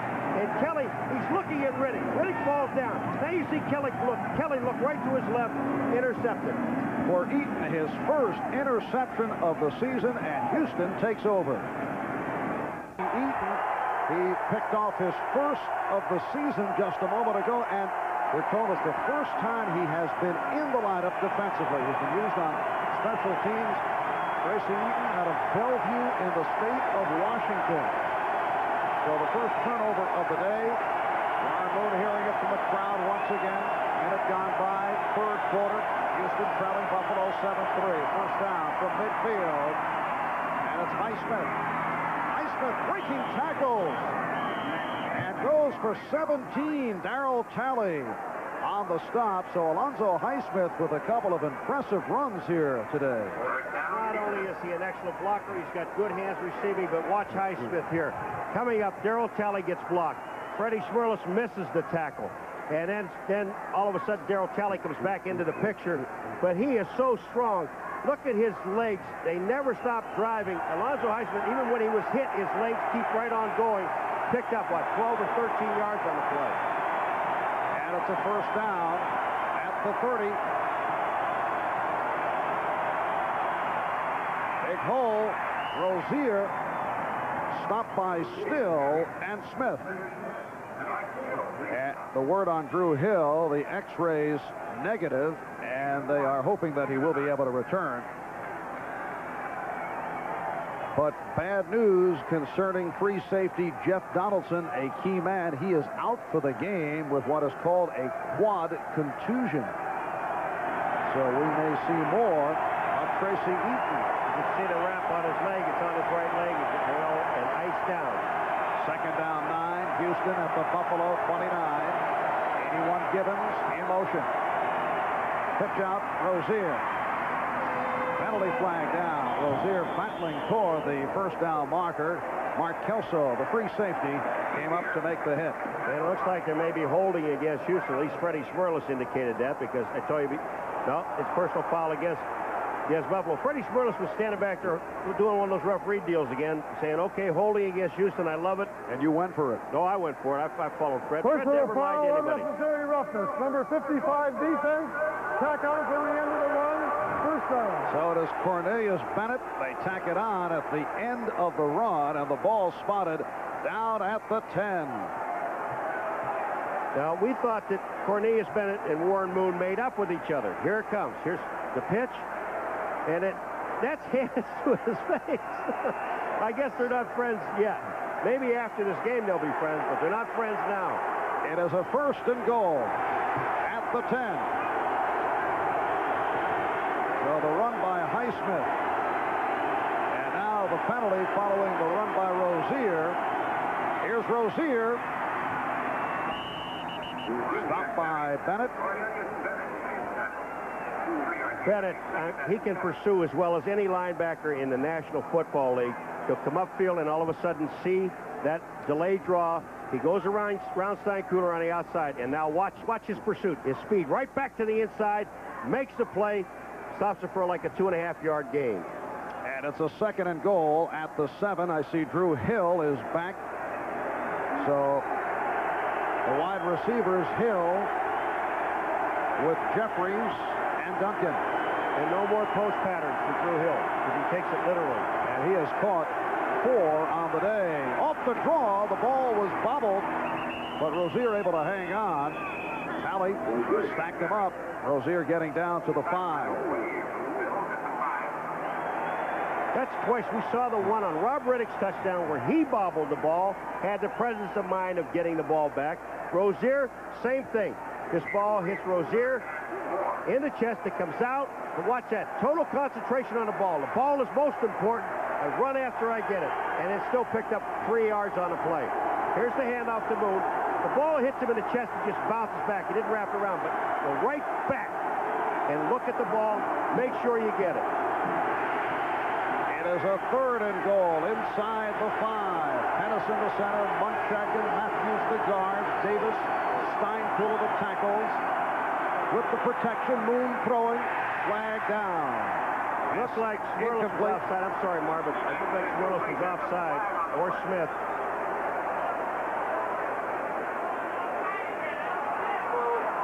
And the call against the Bills. Buffalo Bills being hit with their 5th penalty of the day. Offside, 78 defense, half the distance penalty, still 3rd down. They're jammed up right in the middle. Now Smith gets offside here, and that moves Smirlis in the inside, number 76. He also moved too soon. I'd go with another long count. They're blitzing. They're sending Leonard Smith. They're sending Cornelius Bennett. They sent everybody. Take another long count. These guys are hyped up on that line of scrimmage. You may yet get another half the distance. And it's a 3rd and goal down at the 2.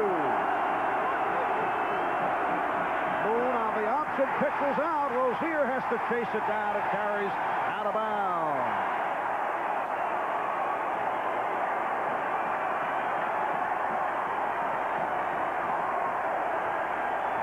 A tremendous play on the outside by the defensive linebacker, or I couldn't tell exactly who it was. It's Burroughs, the corner. He sat there and forced Moon to make a move. He threw a blind pitch to Rozier, never did see the ball.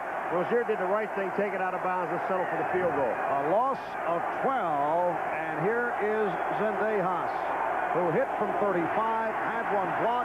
This from 31 yards away. No good. And field goal kickers here in Buffalo from the opposition continue to struggle. Leonard Smith, Cornelius Bennett, 55. They put the pressure on, but Zendejas just hooks the ball.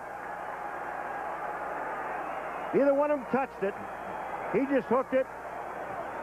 The crowd goes crazy because this man made him. That's what he did. Cornelius. And Zendejas had been on fire as of late after a slow start. Then the Oilers changed holders. They were going with the punter, Greg Montgomery.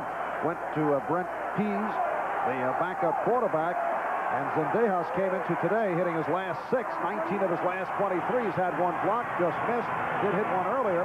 Buffalo takes over, 1st down from their 20-yard line. They lead Houston 7-3. To the ground from Mueller. It'll fall forward to pick up a couple on the play. Steve Brown covered him up. Steve Brown's going to get chewed out by the coaching staff. Here comes Jamie Mueller down the line of scrimmage. Steve Brown has got a clear shot at him. He's playing corner. Reed's run right away. Nobody blocks him, and he rocks in there and puts his shoulder down and never wrapped his arm around Jamie Mueller and would have had him for about a 3-yard loss. Instead, it's being called a 3-yard gain. 2nd down, 7 at the 23. Harmon and Riddick now in the Buffalo backfield.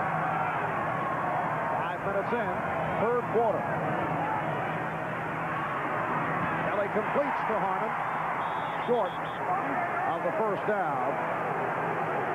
Bostic and Brown on the stop of Ronnie Harmon in his 3rd season out of Iowa. The Bills' 3rd leading receiver, and he has done it out of the backfield.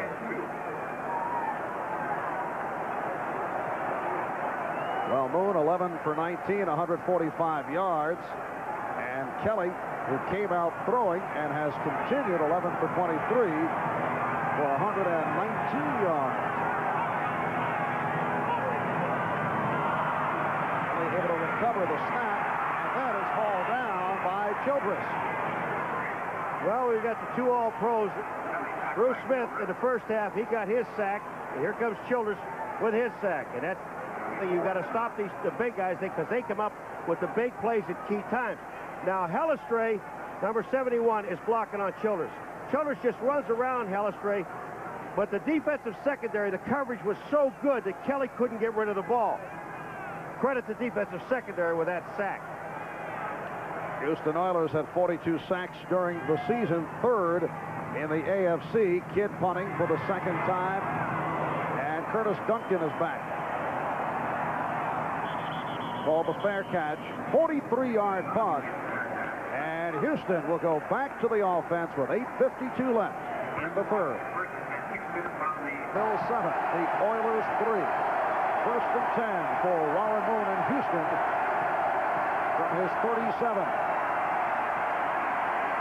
And Moon, with some confusion, does get it off, and it's through the hands of Highsmith. Fred Smerlas had two people on him and still almost got to the quarterback. He had Monchek on him.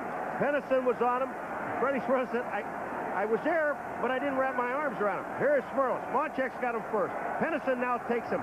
Here's Smerlas just driving, goes back into Moon. Moon was there, pushes Freddie off. He looked at the coach, he says, I was there, I had him. Smerlas, one of the NFL's most zany personalities. His brother Peter holds a master's in psychology, says he studied psychology so he could figure his brother Fred out.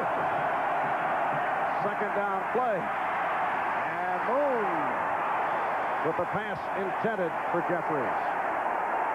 Leonard Smith went by it, Marv, and Leonard Smith hit himself on a helmet. He was looking to hit the receiver instead of looking at the football. If you were looking at the football, you had an interception.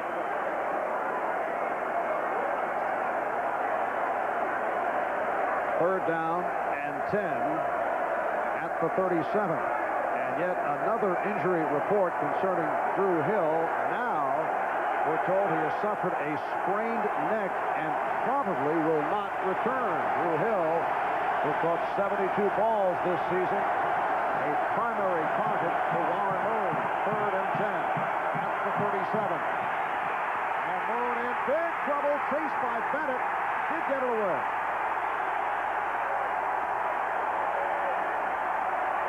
A rush by Cornelius Bennett. And it will be a punting situation for Houston. They were trying to set up a screen because Alonzo Highsmith just runs right by Cornelius Bennett. Cornelius Bennett gets his hands up so Moon can't find Highsmith, and then finally gets the ball away, but he does get it in the direction of Highsmith right at his feet. But Highsmith let Cornelius come through. He figured he's going to stay with him, roll out into the screen. Moon had no chance. Of course, Paul, there are many other factors, but Cornelius Bennett has taken over this game. Defensively, Montgomery back.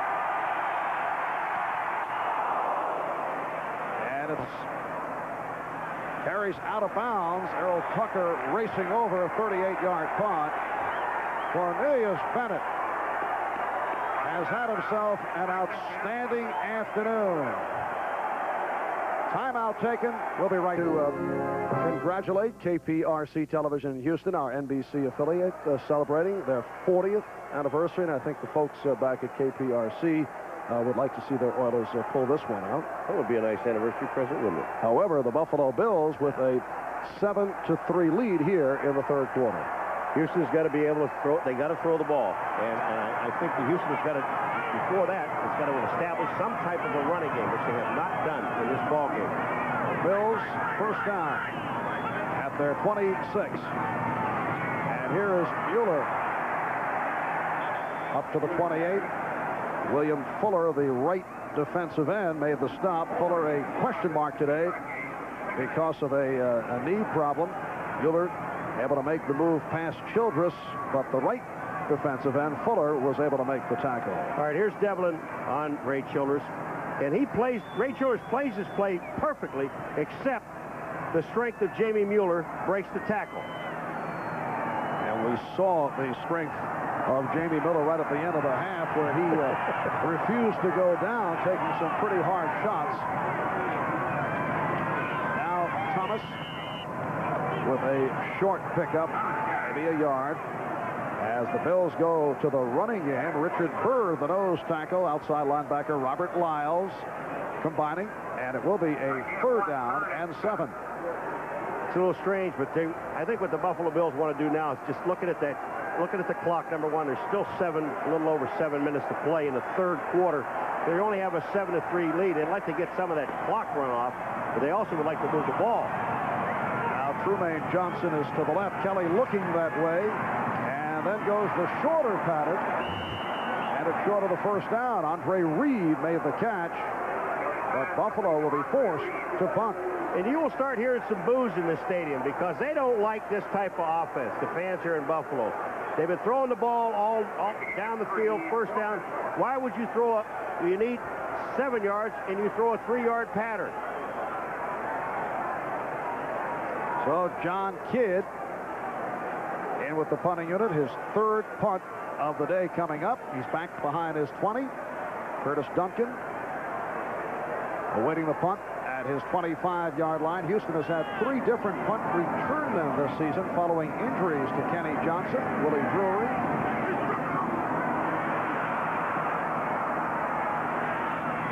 Duncan let it go. And it takes a nice Buffalo bounce. Stopping near the 20-yard line. It will go down as a 46-yard punt. 6:12 remaining. Third quarter, Buffalo 7, Houston 3. You know we're gonna be there, don't think twice. Service is part of our name. We're a part of your country, a part of your town, and no one else does it the same. We deliver, we deliver.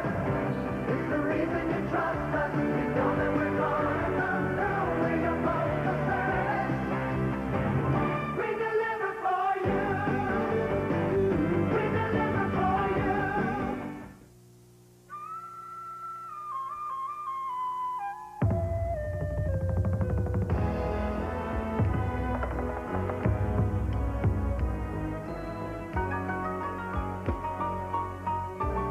In 13 cities in 10 countries across the Pacific, they're playing our song. United Airlines Royal Pacific Service, rededicated to giving you the service you deserve, halfway around the world. Come fly the friendly skies. Leave it to the good hands, people. Compassion. You can't teach it or place too great a value on it.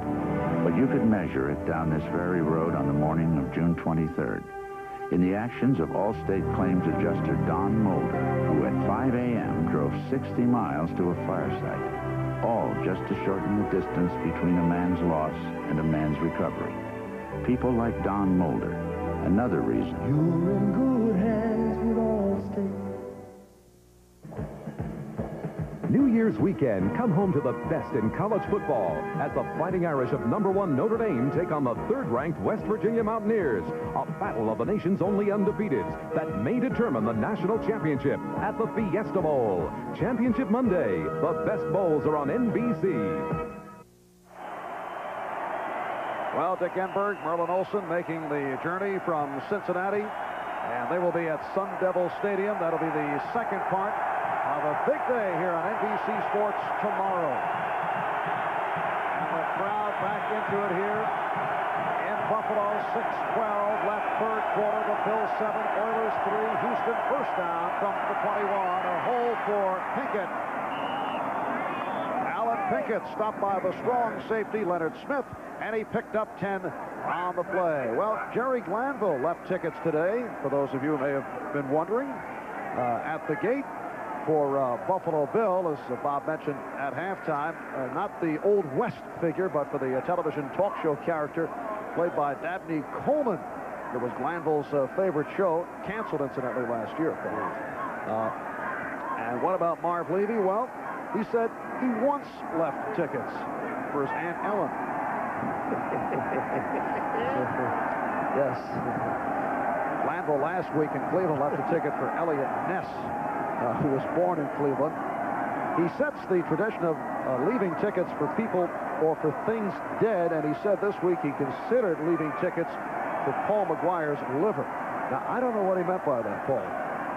He thinks my liver's dead, but it's not. I see. He just had a transplant. Everything's working out very well for 89. What a cheap shot. I know. I'll get him. First down at the 31.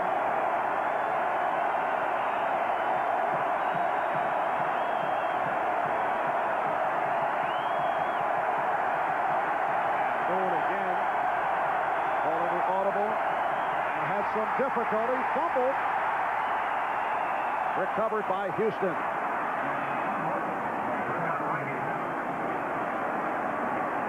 Since the first quarter, the Houston Oilers have been going with like 4 wideouts the whole time. Now they're back to their normal offense with Jamie Williams. That first play they ran was first down was 10 yards. Jamie Williams, number 87, is in the game. And when I was down there Wednesday, I saw him line up in the backfield with Moon. Jamie Williams caught a pass last week, his first reception in 9 games, and then landed on the pointed end of the football and hurt himself. Second down, 13. Going with time and going deep, but overthrows. Intended for Hayward Jeffries. Hayward Jeffries ducked. He actually ducked. I knew he, when looking at it, the ball coming at him, knew he couldn't catch it, but he also knew that Leonard Smith was coming. Watch Jeffries. He sees Smith coming across. Now watch him duck his shoulder. Here comes the ball. Wait, whoops. I don't have a shot at it, and you're having a shot at me. Here go the shoulders down. Is this the loudest crowd that you have heard here at Rich Stadium? Oh, yeah, no question about it. No question about it. And there's not an empty seat in this building either. Third down, 13. Moon could not find anyone. Comes back the other way. Still looking. And incomplete. Alonzo Highsmith, who was further downfield, did come back. Cornelius Bennett suggesting we want more noise. He loves it. I mean, he smiles all the time. He's like that in practice. He goes 100% all the time. Here's Moon scrambling around, and eventually that guy standing next to him, number 32, is the guy he's going to throw to Alonzo Highsmith. He goes to his right. There's nobody there. He goes back this side. In the blocking, he's picked up very well. Monchuk come in. They got some good blocks. If Moon would have stopped and set himself, he knew when he threw the ball, he would have had the completion. Montgomery just did elude Riddick once again. The return by Tucker across the 40-yard line, a 43-yard punt. Grimsley on the stop, 13-yard return, and some more pushing and shoving. It has actually been a low penalty game. Houston hit with only 5, and Buffalo with 5. Now, you know what Glanville told us? Glanville said if we don't have at least 10 penalties, we can't win a ball game. And 5 penalties is almost, for this guy, it's penalty-free. In effect, he equates that with the fiery play. But he also said one thing, Marv. In the last 2 minutes of a ball game, if we have a chance of winning the ball game, they do not take a penalty in the last 2 minutes. First down for the 41 as Kelly completes. Chris Burkett on the reception for 26 yards. Richard Johnson got him out of bounds. This is a beautiful pass, Marv. What happens? Watch Kelly. He looks to his right first. Now he's going to come back to his left. He sees Burkett breaking it off to the corner, and he just lost the ball over the defense right into his arms. There's no way you don't catch that ball. Third catch of the day for Burkett in his 4th year out of Jackson State. First down at the 33. So the Bills back to the passing game. Mueller off the swing with nowhere to go. Trying to make the turn, but Bostic and Brown right there. And he picked up only 2.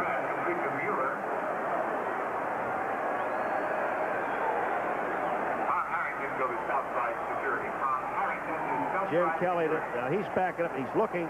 Excellent coverage in the secondary. Really no place to throw the ball, so he just dumps it, and now he gets hammered from both sides. Number 96, Sean Jones. 59, John Grimsley. Second down at 8 at the 31. And Kelly so instrumental in bringing the Bills from behind. And the last regular season meeting between these two clubs, that was last year, and Buffalo came from behind to win, sparked by Kelly, who has called a timeout. The Kelly checking it over and then calls for time. It's been a tumultuous period for Jim Kelly. He's heard it, as we discussed earlier, from some dissatisfied fans. He's been hit with a couple of lawsuits, one yesterday for allegedly defaulting on a loan. His passing style recently criticized by teammate Rob Riddick. Paul, I think he may qualify for an appearance with Geraldo Rivera. And it doesn't bother him. I want to tell you something. This man, you know, as people have said before, and it's true, he's a linebacker with a quarterback's arm.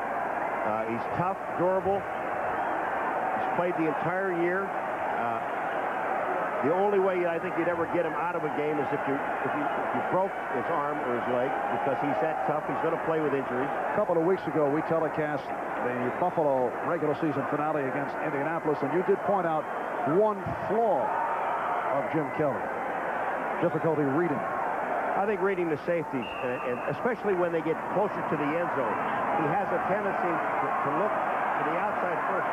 If those people are covered, then he has no qualms about throwing across the middle. When you're losing a safety, either the free or the strong, somewhere in there, and I think that's, if there is a flaw and he has thrown the ball, that's it. He has a 2nd and 8.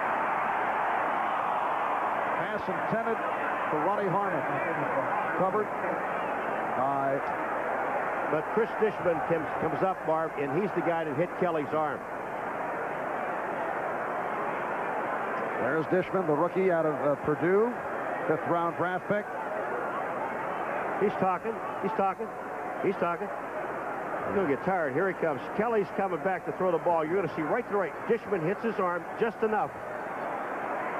And then he talks. Dishman talking. Talk to him. Say something to him. That's right. I was there. I was there. I was there. In your face. Yeah, he likes to talk to opponents. So he has been doing that throughout the season. 3:26 remaining.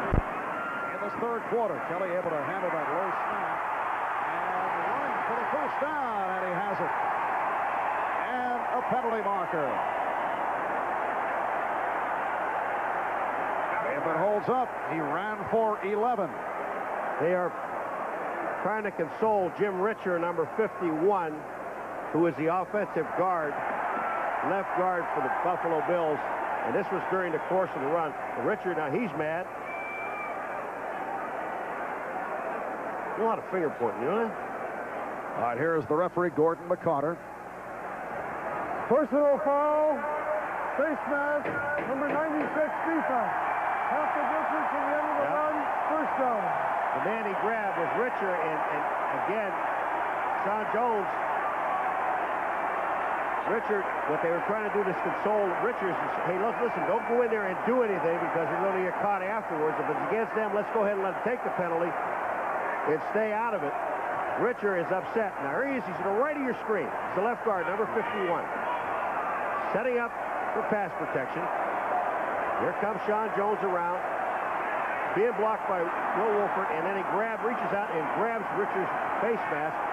Kelly picks up the first down anyway. And it's first down just outside the 10-yard line. Slicing in is Thurman Thomas, and he is in there for the score.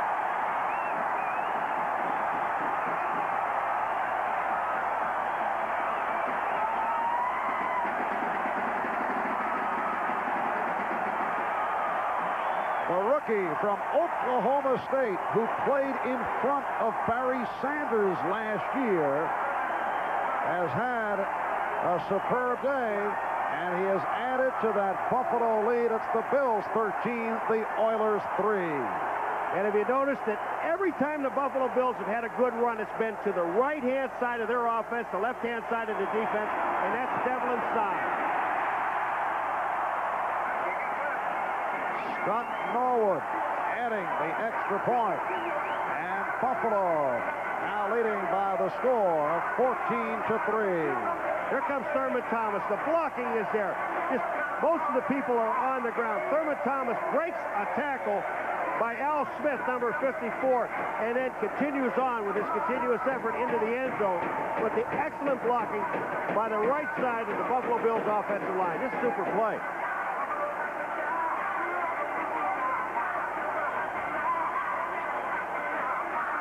The Buffalo Bills set the NFL single-season attendance record, drawing 622,000. 8-0 here at home. offense had gone stale in recent weeks. They had dropped 3 of the last 4, but they have the Oilers on the run. 14-3 Buffalo lead. Now, you think Warren Moon's going to even hear himself think, let alone talk? This place is going to go crazy. Just under 3 minutes remaining. Third quarter. Lorenzo White is the deep man. He is back along with Pinkett and Tillman as Norwood tees it up.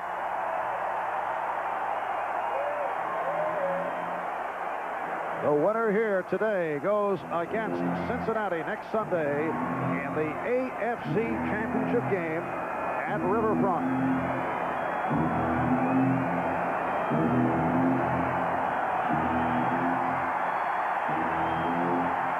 There's White out to the 10.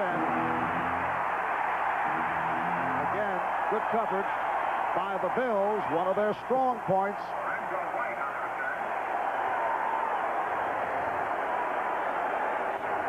Well, here's a situation, Marv, where Warren Moon, you know, the last time they got the ball, they ran a play and picked up 10 yards.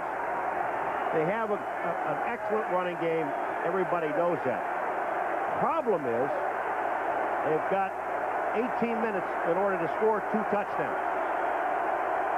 This passing game has not been working. You've got 10 yards on first down. Do you go back to the running game? I might.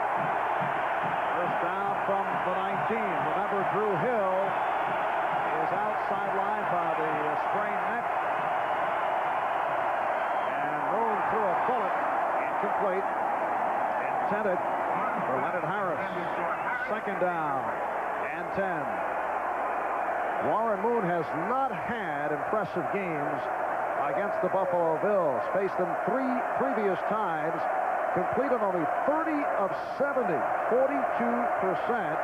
Houston losing 2 of those 3 games with Buffalo. Warren Moon is the man that really has to pull this team back together. He can't get greedy and go for the long ball. That time they just try to get a short 3-yard pattern and turn it into a bigger play. Now the draw, Rozier.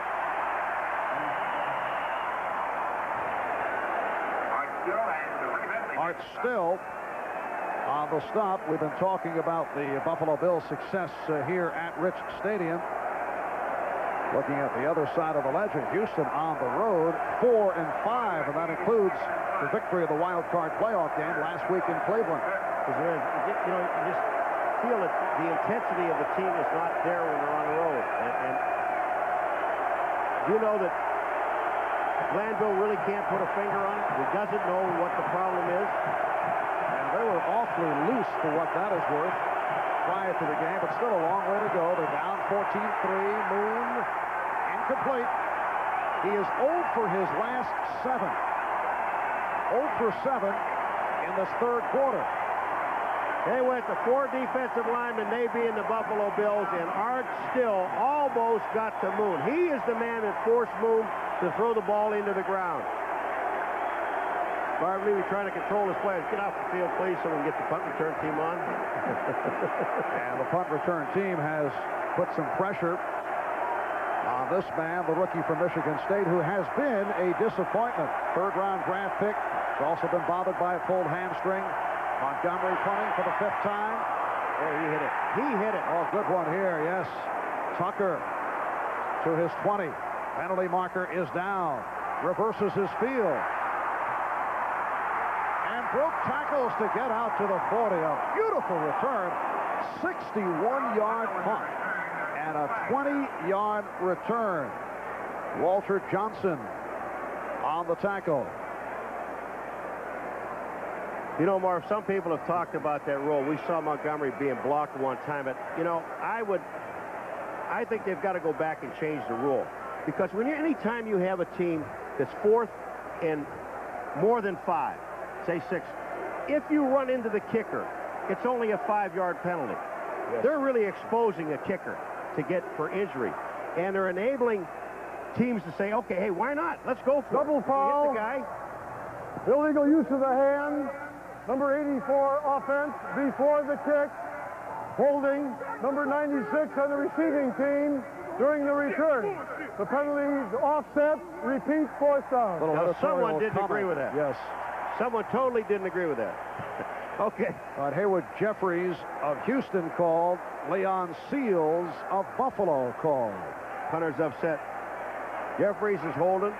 There it is right there. He's grabbing Riddick, number 84. There's where that flag goes, and then they had another flag it the other way. Now they have to kick it all over again. Ball was spotted at the same place. But again, you're looking at a 4th and 6 situation here. And the Buffalo Bills, why not go for it? I mean, it says 5, but it's more than 5. It's like 5.5 yards. And even with a 5-yard penalty, Marv, they're not going to get a first down. I think the Rules Committee will be looking at that one in the offseason. The 61-yard punt wiped out, plus a nice return by Tucker. Now Tucker approaching the 40. So a 43-yard punt and a 10-yard return. Eugene Seal on the stop.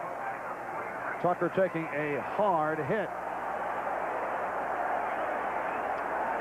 So the Buffalo Bills back to the offense, and there is Jim Kelly, a man who is very familiar with the city of Houston, Texas. He had some sparkling years as a member of the Houston Gamblers of the USFL, the run-and-shoot offense of Mouse Davis, very successful. Kelly, most valuable player, setting all kinds of USFL records. He threw the ball enough. I think one year he was sacked 79 times in 1 year. Sacked. First down at the 43-minute and a half left, third quarter. And Kelly going deep. Wide open, Andre Reed.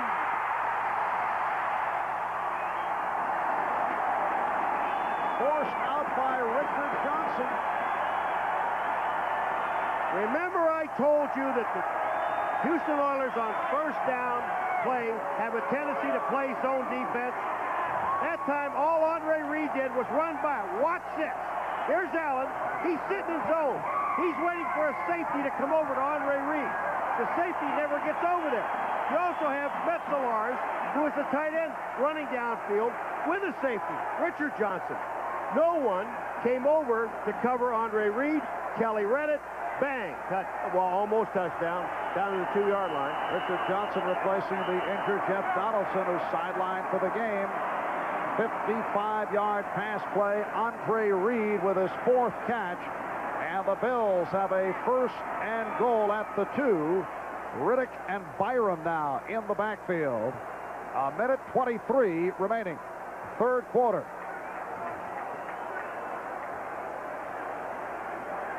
They are checking the instant replay. And the question is where the ball should be spotted.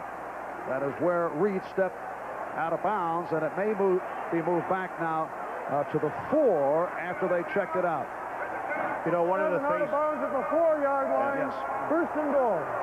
Here's Andre Reed. You see him. He steps out of bounds right there at the 4-yard line. You know, one of the questions was about the size, the strength, the quickness of the Buffalo Bills offensive line.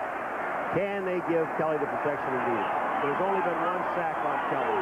Yeah, he's run out of the pocket a couple of times. But that offensive line of the Buffalo Bills held up very well. And Riddick. Rob Riddick carries. Gang tackle. That's Kent Hull at center. Al Hillestray, Jim Richer at the guards, and Joe Devlin. 1, 2nd and 3. Will Wolford at the tackles. Pickup of 1 for Riddick. It'll be a second and goal at the 3 with 1 minute left in the third. The score here, it puts 7 on the board. It puts you up 21-3 with a quarter left to go. And as good as this defense is, Houston will be in trouble. A lot of trouble. That is Byram in front of Riddick. Riddick follows Byram.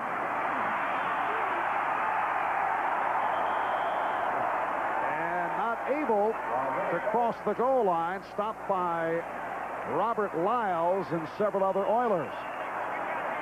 Ken Hall is on the ground getting up slowly. And also, there's a defensive lineman down on the ground. Doug Smith. Doug Smith is down. Doug Smith out of Auburn having his best season. He's back from earlier season substance abuse suspension. and has come on very, very strong. 3 sacks on the year.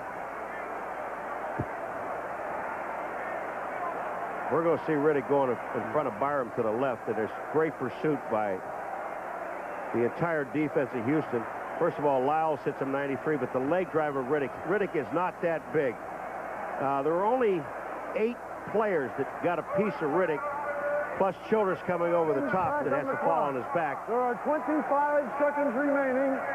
25 remaining in the third quarter. That is a correction. The 25 scoreboard seconds clock on the game clock, please. showing 21, and they've added 4 seconds, checking with the official timer.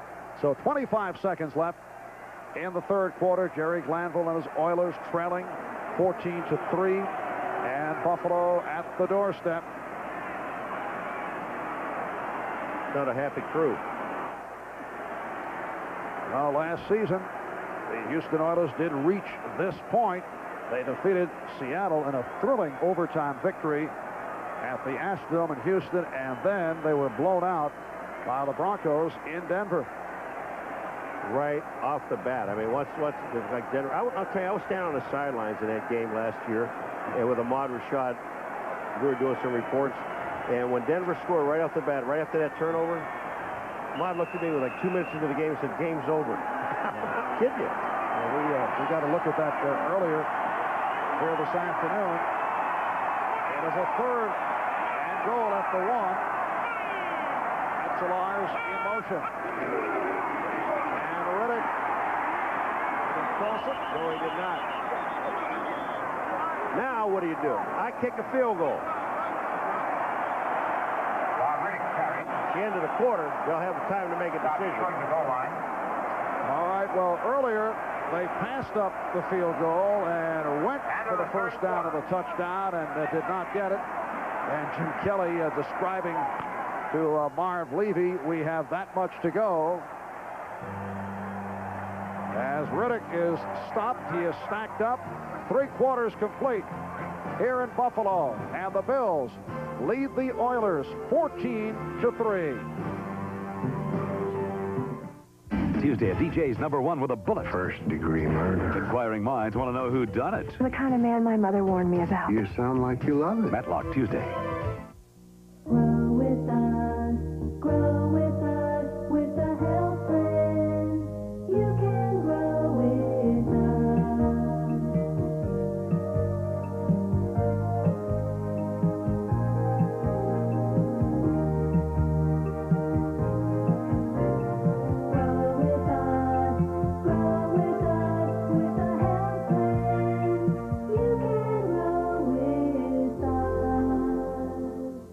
It's the Waterbeds Etc. After Christmas sale. The Crystal Bay collection made by Trendwest, only $12.99 with setup and waveless mattress. The Tiffany, only $2.69, including pedestal frame decking, headboard, mattress, liner, heater, and fill kit. The Fiesta with lights, only $2.19. And the Tiffany Rose, only $17.99 with underbed drawers, free setup, delivery, and waveless mattress. The After Christmas sale at Waterbeds Etc. 90 days seamless cash and free delivery with any bedroom suit. Waterbeds Etc.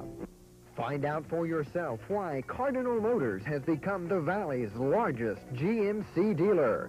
Service, selection, over 20 new trucks now in stock. So why buy a new Ford or Chevy when you can get a quality GMC truck for the same price? Where else but Cardinal Pontiac Buick GMC truck? Cardinal Motors, the people's dealer in Candace, Ohio. Happy New Year from WTOV. Well, the Houston Oilers and the Buffalo Bills seeking to move one step away from the Super Bowl.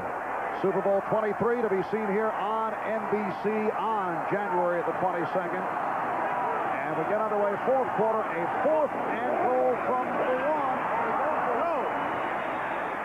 And John Grimsley with the hit on Rob Riddick, fair stripping the ball. That's 2 times in this ball game. You know, I don't care that you're up 14-3. And at the first time they did it, they didn't have a point on the board. And now you're going again and give this team a chance for another chance of momentum. I'm sorry, look at the up in the air. Grimsley was higher than Riddick. Lyles, number 93, was also there. I just don't agree with that at all. Where's Ahmad? I want to ask Ahmad. You run that again, Ahmad? Where's Ahmad? Somebody put Ahmad on the microphone. Now he says go for the field goal. Is he here? Yeah. Over the field goal now, huh? So the Oilers take over from their 1-yard line.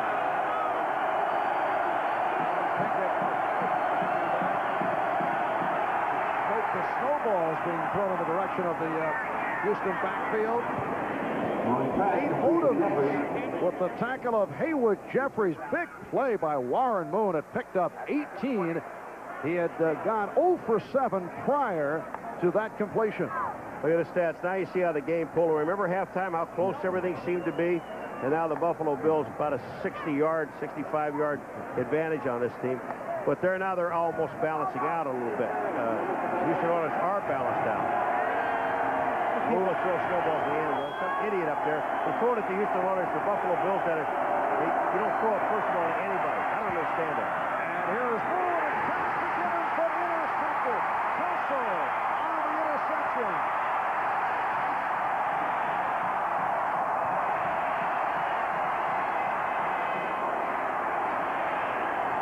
Curtis Duncan made the tackle of Mark Kelso, who during the regular season picked off 7, which was tied for second in the AFC for the Bills. Their first interception since back in Week 11 against Miami.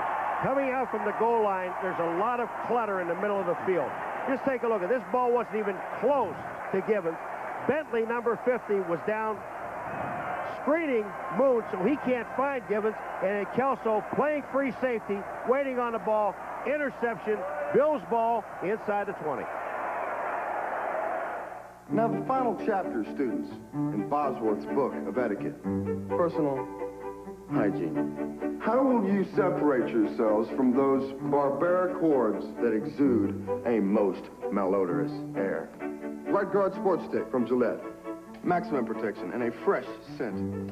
A veritable olfactory medley. Right Guard Sports Stick. Anything less would be uncivilized. Raise your glasses, gentlemen, to civilization.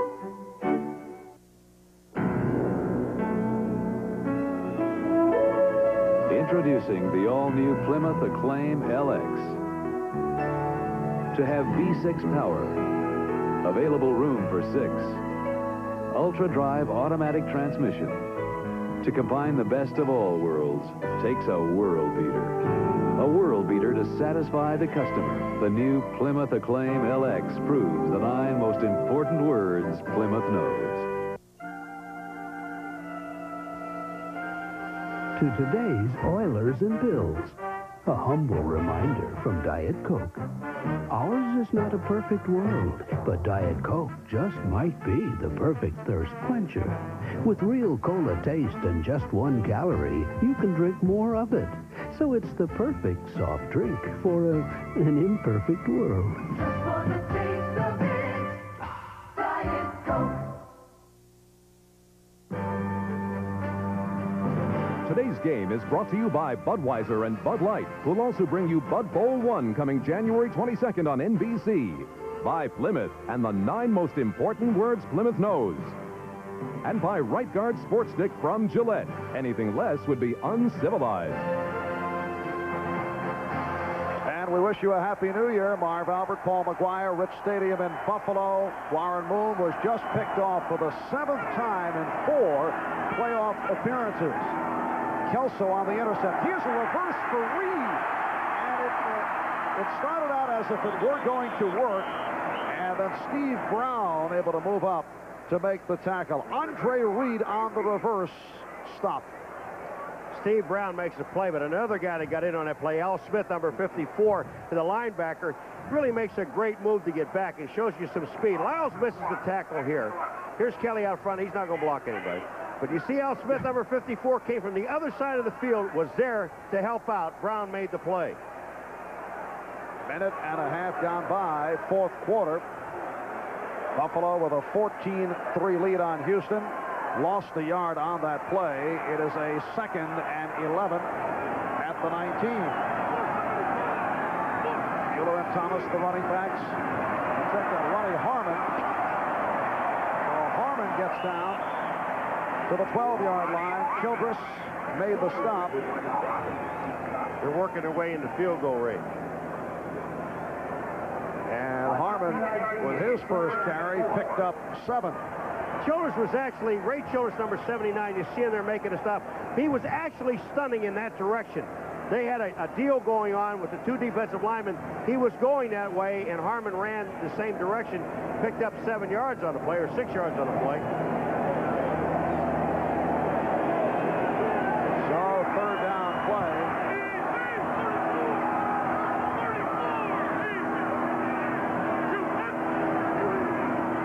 And Riddick cutting inside the 10. Here comes the field goal team.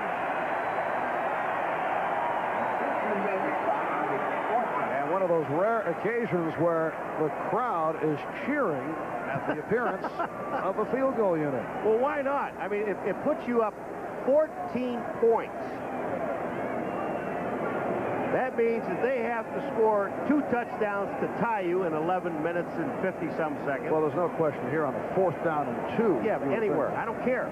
Take the points when you can get them. A 27-yard attempt by Norwood. Earlier in the game, he missed from 50.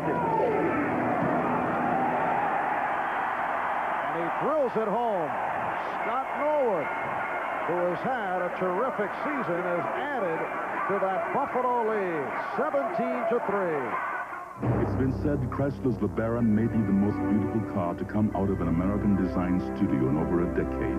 What hasn't been said is that it comes out with an intercooled 2.2 turbo with the security of 4-wheel disc brakes and the driver's airbag standard, and that it comes out doing 0 to 60 in 7.9 seconds. One other thing that hasn't been said, it comes out at a very attractive price. Now with holiday savings, get $500 cash back on LeBaron.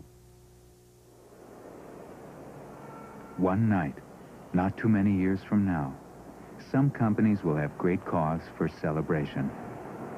They'll be the ones who used information and technology, not merely as a way to compute, but as a way to compete. Anderson Consulting would like to help you be one of them.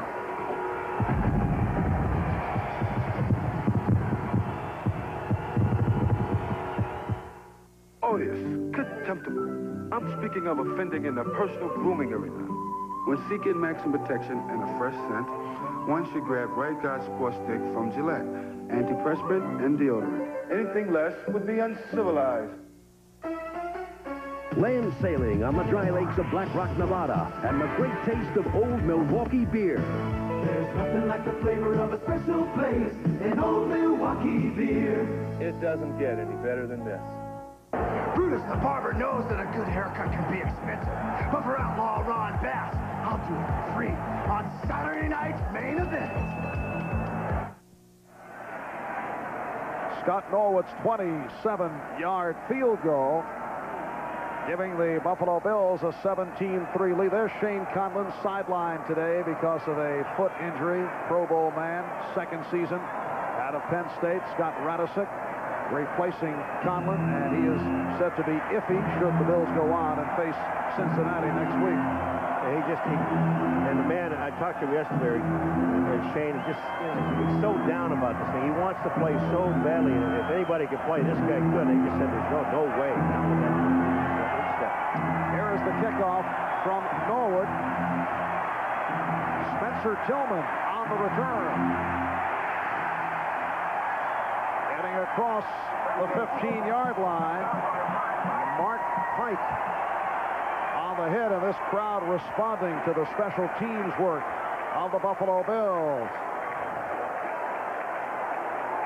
Mark Pike, 2nd year out of Georgia Tech.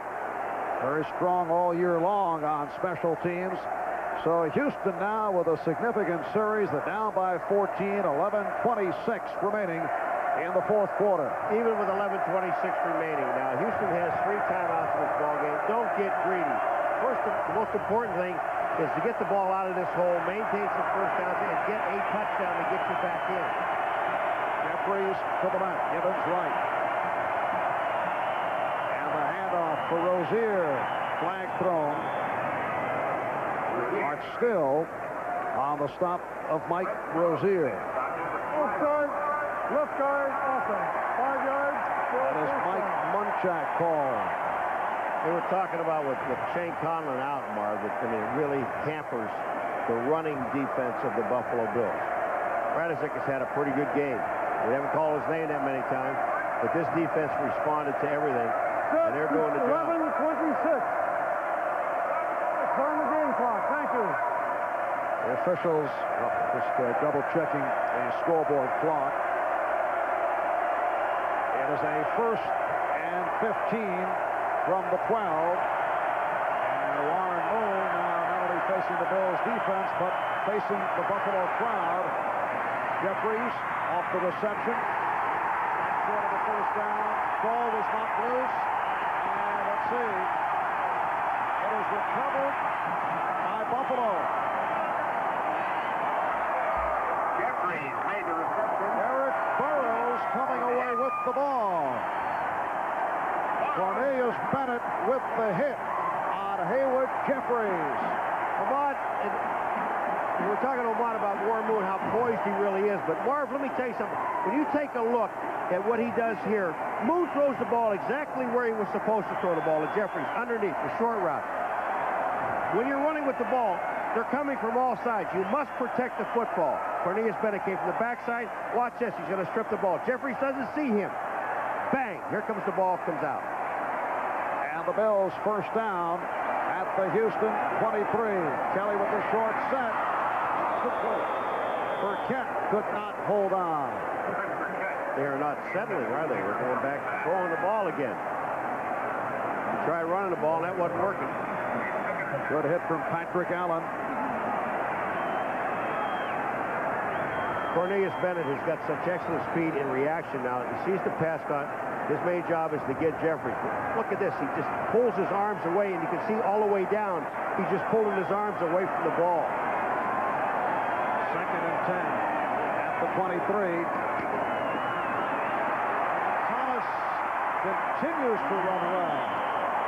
Richard Johnson on the stop. Thomas with a 6-yard pickup. He has run for 76 yards on 5 carries. Thurman Thomas averages 4 a carry. That during the regular season. Buffalo's leading rusher, just under 900 yards among the AFC leaders. And all 5 of those rushes are to the right-hand side of the offense of the Buffalo Bills. The Joe Devlin side. Not a happy moment for Hayward Jeffries, who had the ball jarred loose, getting it to Buffalo. Bills now 3rd down 3 at the 16. Here's Riddick. Did not make the turn. Oilers trying to strip him. Lost a couple on the play. Sean Jones leading that onslaught. Riddick made a mistake. What he did is he slowed down and tried to make a move. When you got 3 guys in pursuit, Patrick Allen happened to be one of them to make a move. He actually lost ground on a play. It looked like he might have had some room to the outside. Most important thing is to get the first down. Keep the clock going is the other thing. But when Riddick hesitated, that cost him. And with the 4th and 5, the field goal unit is back. 36-yard attempt for Norwood, who earlier this fourth quarter hit from 27.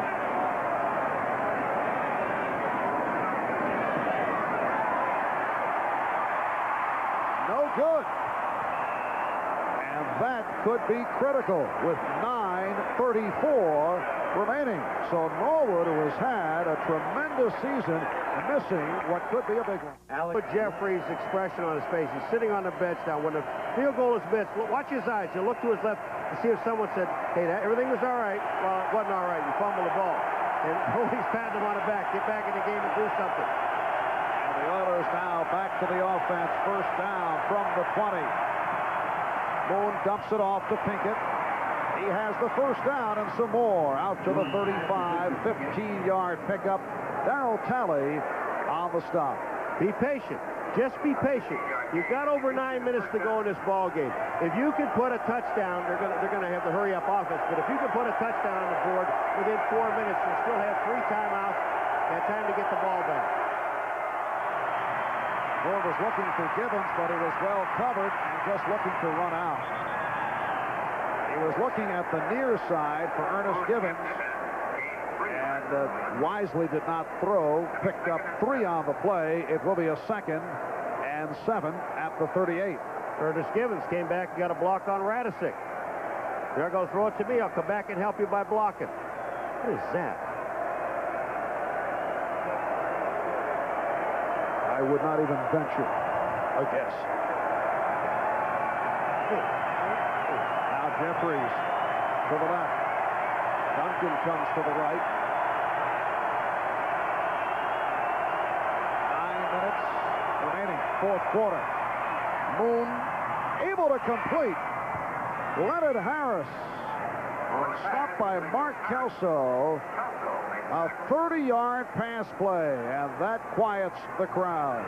And they've only used about 35 seconds off the clock so far. Moon just caught it in the seam, and when he pumps it downfield, Leonard Harris is there. Watch Moon. He reads, he looks, the same man all the way down the field. They never got over in a position. Leonard Smith, number 46, never got there. First down at the 33. Here's Pinkett. He broke a tackle. Alan Pinkett. To the 25-yard line, Leonard Smith on the stop. Alan Pinkett, a major factor, MVP in the wild card victory last week in Cleveland. He has very strong legs. Flag has been thrown. Alan Pinkett with the muscular legs and very adept at breaking tackles. Penalty against the Bills. Actually, Pinkett picked up about 7 yards. I would imagine he'd take the penalty because it'll still be 1st and 5. Even though you give back a couple yards, you maintain another down. Well, he's a lot closer than that. He picked up almost 9. Maybe you don't.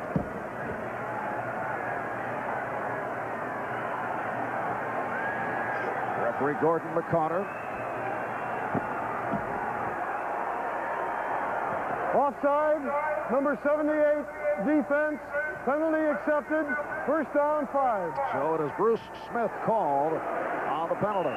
You give up 4 yards on a play, Marv, but you get the down back, which is more important. If you were down by the goal line, maybe inside the 5-yard line, maybe.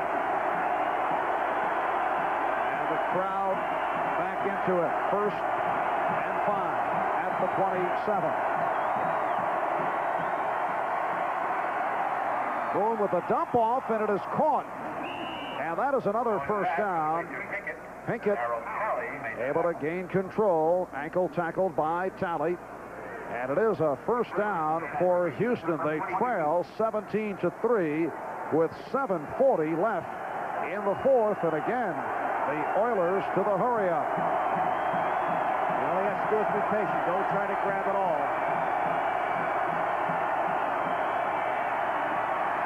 Boone goes the middle and again completes for the 1st down. Wayne Davis able to make the stop.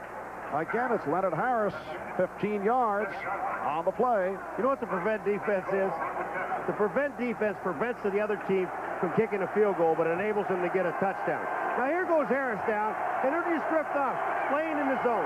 Leonard Smith, 46, is down. Davis is down. Nobody's doing anything. They're just letting them curl up. They're in the hurry-up. 1st and goal from the 7. Moon in trouble on 2 occasions. Can't find anybody, and then runs it out.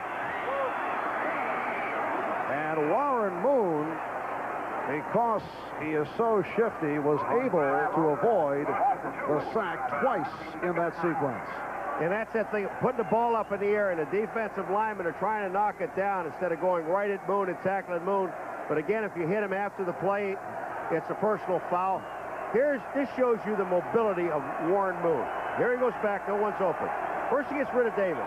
Bruce Smith looks to knock the ball down. He gets rid of him. Art Still, he just outruns Art Still, number 72, to the outside, and he gets the ball down inside the 10-yard line. 2nd and goal at the 9.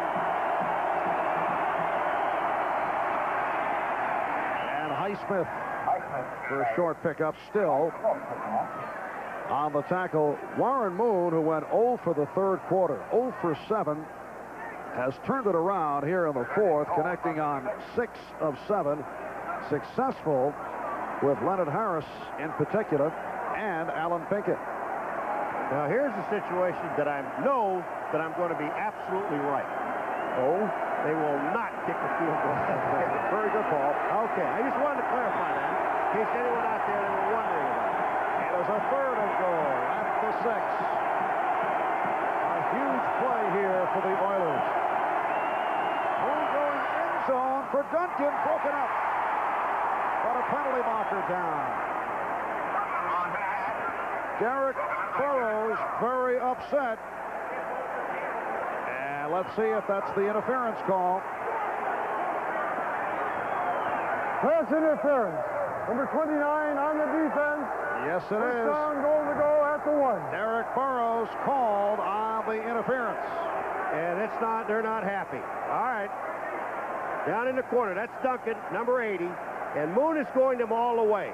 Waiting to Duncan. But look at Duncan. He takes both of his hands and pushes Burrows away. Now, you've got to be able to fight back. You can establish position. Moon's going to be right there. He's going to say something. Pass interference. His time. Say it. Yeah, he liked that. I like that. But, you know, when you look at that thing that Duncan did, he just moved his arm. It is a first and goal at the 1. Second back, Pinkett. Able to get across the goal line.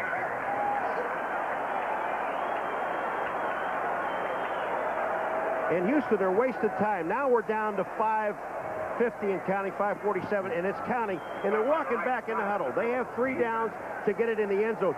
Yes, run the football with that big offensive line, but get in and out of the huddle. Save as much time as you possibly can. You're 2 touchdowns down. And this is the 9th play of the drive. Buffalo up by 14. Second and goal at the 1. And it's Rozier. No indication. Houston players calling the touchdown. And there it is. It is a touchdown for the Oilers. The officials checking it out.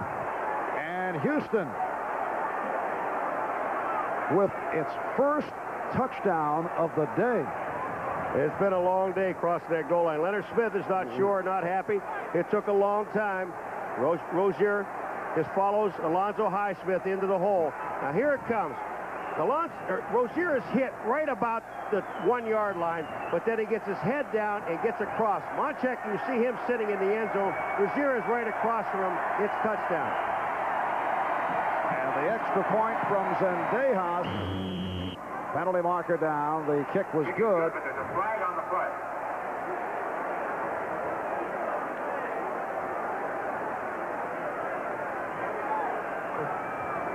Illegal use of hands.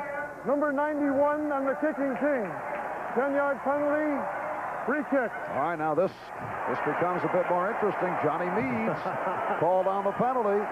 It is a crucial extra point attempt here for Zendejas with 5:12 remaining fourth quarter, and Buffalo up 17-9. And it just seems like Zendejas is taking just a little bit too much time to kick the ball, to be sure, instead of going through with his motion. He's just getting the ball down. And this affects a 30-yard field goal attempt, and it is good. Kick is good. And Peace and Bennett with disagreement, but the Houston Oilers have come roaring back. They are now within 7, and the crowd has, I would say, acoustically changed its tone with 5:12 remaining in the fourth quarter. Mike Rozier able to get it in. And he just went right up the back. He saw Alonzo Highsmith, number 32. He got in there, so I'll just follow him. Go right in behind him. He's bigger, stronger, not faster, though. There's Rozier, question mark, coming into today because of the rib injury. Sidelined last week against the Browns. Did get him for 1 play, but Pinkett went most of the way.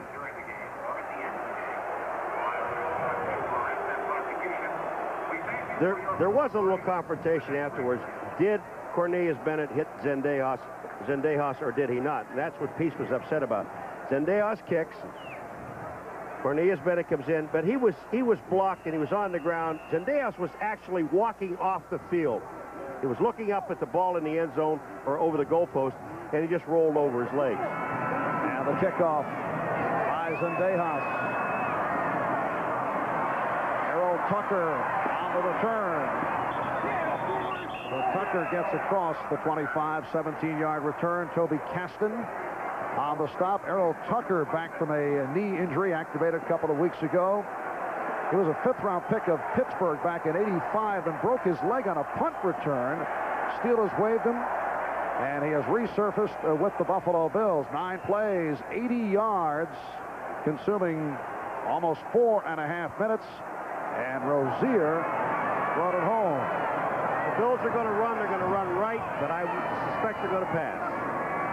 And Kelly hits Harmon. Ronnie Harmon for 12, stopped by John Grimsley. Bostic almost had it. That is a dangerous pass. Bostic's coming from the inside, or the outside, and Grimsley's coming from the inside, but this pass is absolutely perfect. Watch Kelly. Looks to his right, comes right back to Harmon. Bang. He's there. Reception. First down. I like it. And the Bills first down at their 39. Buffalo 17. Houston 10. The winner will face the Cincinnati Bengals at Riverfront next Sunday for the AFC Championship. And the winner there goes on to the Super Bowl. Mueller in motion. And here's Thomas. And he is stopped at the line by Sean Jones, the one-time Los Angeles Raider in his 5th year. Out of Northeastern, Sean Jones on the tackle. Hey, listen to this. If you're going to run right. Get your yardage running right, not running left. Here's stuff. This, here's the situation. There's 3:51 and counting. We have the clock in there. That's beautiful. Houston Oilers still have 3 timeouts remaining. They stop him here. I would not be surprised to see him take one of them right after this play. Now, Thomas is out on the right as a flanker back. Reed is to the left. Kelly goes to Reed over the middle, but short of the first down. 8-yard advance. Grimsley on the stop. Houston calling for the timeout, stopping the clock with 3:21 remaining, 4th quarter. Well, I don't know if Houston call a timeout, if the officials call a timeout just to measure it. But I think it appeared that one of the Patrick Allen came in and said, "Hey, wait a minute, we don't want the timeout if you're going to measure."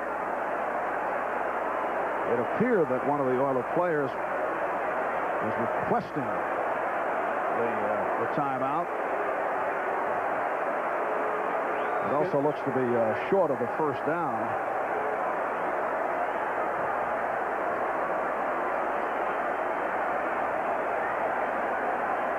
And at this moment, it is being called an official timeout. Houston not being charged with it. As long as they measure.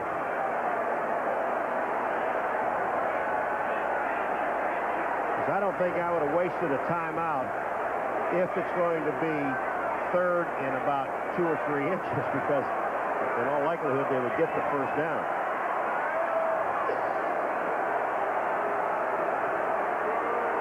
The reverse angle is wonderful, isn't it? Patrick Allen, please get out of the way. First down. Well, they did pick it up. So now there is no timeout. Houston still has their 3 timeouts.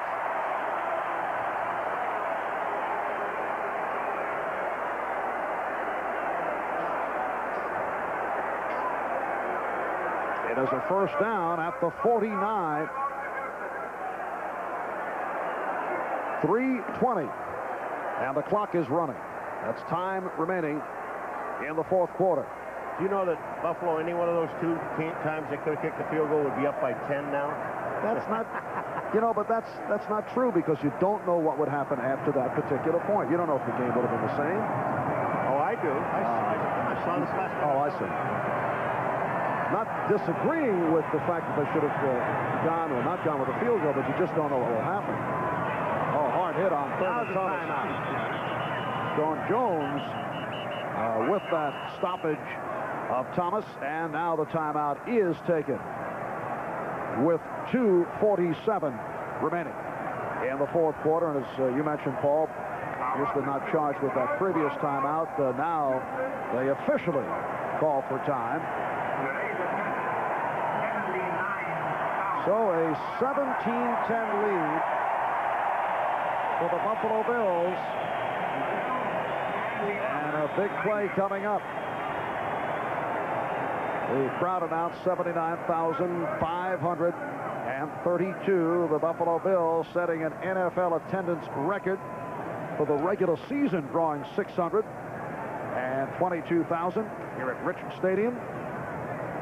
Here is Steve Tasker, excellent special teams player, one-time Houston Oiler. Glanville was really upset about losing him. They tried to get him through and let nobody, put him on injured. They tried to get him through and hope that no one would pick him up. But the Buffalo Bills did pick up Tasker. Not only did he play for the Buffalo Bills on all their special teams, but as you mentioned before, Marv, a year ago went to the Pro Bowl. This year he was injured. He's an intense young man, tough. Set to resume, second and 12 at the 47.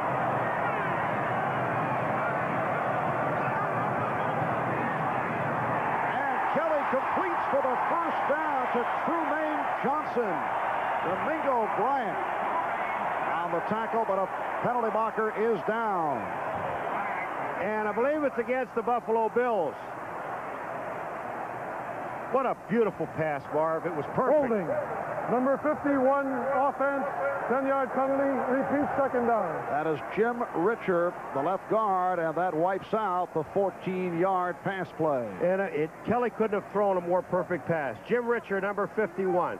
You see him right there. He is just got Sean Jones. It's a takedown. He pulls Sean Jones down to the ground. That negates a first down. And now we're looking at second and 22. 8 penalties apiece. But are still shy of that magic mark of 10, at least according to Jerry Glanville. Second down, 22. Kelly with the swing. And Andre Reed has been stopped for only a yard on the play. Steve Brown with the tackle, and Houston calling for time with 2:10 remaining in this fourth quarter.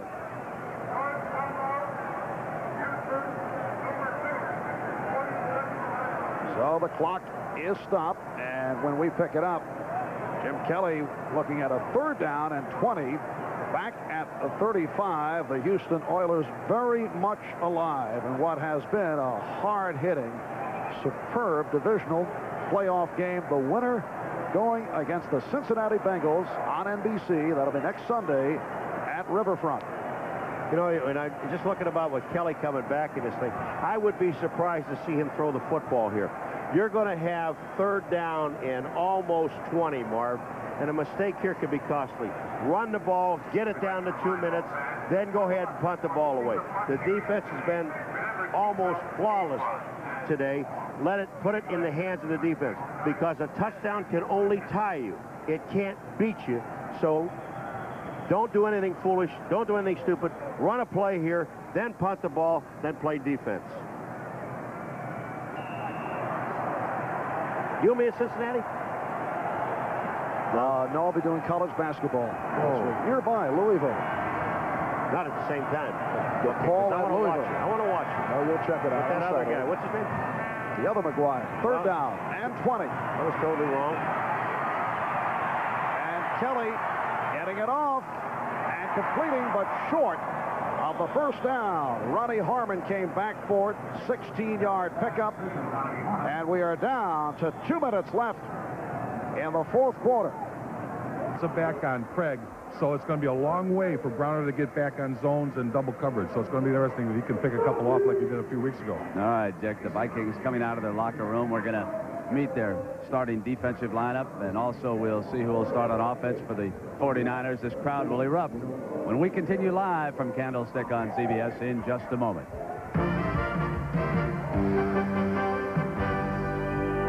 Boomer.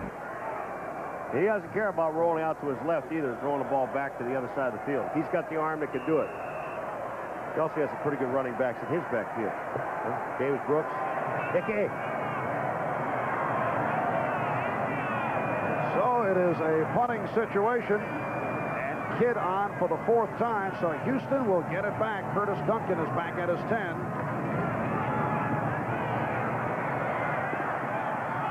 And Duncan out across the 20. He was stripped. And Buffalo has recovered.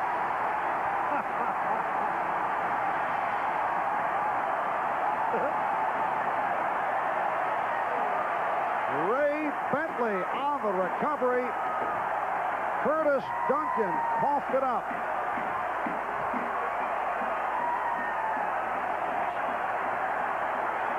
The hit issued by Steve Tasker. Bentley is the guy that said in the paper that Glanville kind of have his team feed on that we would rather play Houston than we would Cleveland. Here it comes. Tasker comes out, did the same thing that Cornelius Bennett did to Jeffries in stripping the ball. He just reached in and pulled the arms away. The ball is still on the ground. Tillman had a chance at it, number 33. Cornelius Bennett is going crazy. Ray Bentley in his 3rd season from Central Michigan. The leading tackler for the Buffalo Bills. There's the man who made the hit, Steve Tasker. So Buffalo takes over with 1:45 remaining 4th quarter and clinging to a 7-point lead. They go to the ground. Mueller to the 15-yard line. That's the 4th fumble by the Oilers today. The 2nd loss. Grimsley and Smith on the stop of Mueller. And Houston took their final timeout. There's 1:39, and the Buffalo Bills can run the clock out. And there is Curtis Duncan, 2nd-year man from Northwestern. Made an immediate impact as a rookie last year because he played in a pro-oriented offense at Northwestern, 10th-round draft pick. But we'll be thinking about that fumble for some time unless things turn here with 1:39 left. Leonard Smith, they're going crazy. You know, sometimes when you write about a game and you talk to coaches about it, say, turnovers killed us. You know, I'm talking about on the Houston side. But the Buffalo Bills defense forced those turnovers, stripping the ball away. 1:39 remaining 4th quarter. 2nd down and 7. And Mueller with a short pickup. Clock is running. Houston without any timeouts remaining. Mueller comes hobbling off. And he'll be replaced. Carl Byram running out of the field. And the Buffalo Bills celebrating as we come up on 1:10 left in this 4th quarter. Bruce Smith, number 78, Nate Odom, Leonard Smith, Tucker. Everybody's in there telling what they're going to see in Cincinnati.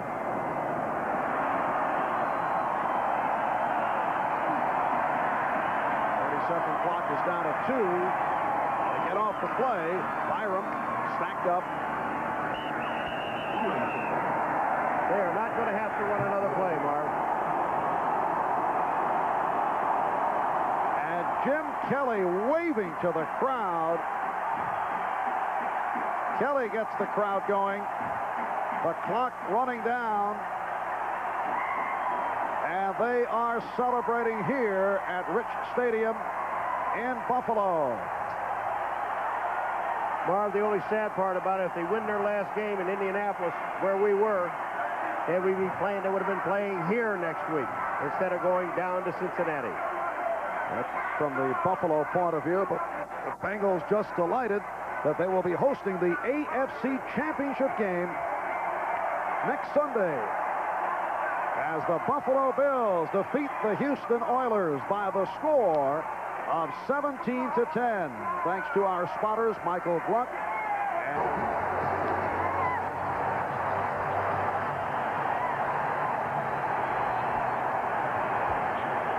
and the crowd here at Candlestick has really climbed into this one early.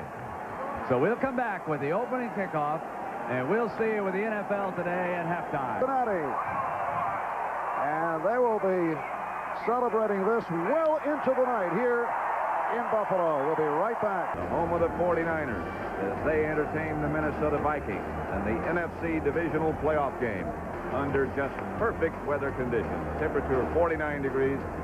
Wind north 10 to 20 miles an hour. The forecast is sunny and cool. It couldn't be a better day. That's the final score from Buffalo, where the Bills beat the Oilers 17-10, and they advance to the AFC Championship game against Cincinnati. Hi, I'm Pat Summerall here with John Madden. In talking to the 49ers last year, they came into this playoff game against the Vikings in a similar situation, but they had some great reservations about their chances. They weren't sure. John, we talked to Bill Walsh yesterday.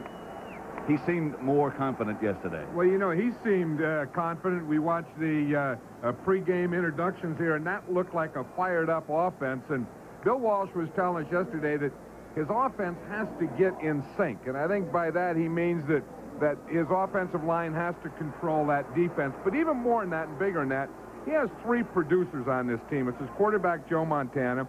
It's his wide receiver, Jerry Rice, and it's his running back, Roger Craig. Those three guys have to have a big game. Now, since they won the Super Bowl, they've been in the playoffs 3 times, and they've been eliminated in this game, and these three guys really haven't done anything. If you look at Montana, in 3 years, he hasn't thrown a touchdown pass. And then you look at Roger Craig.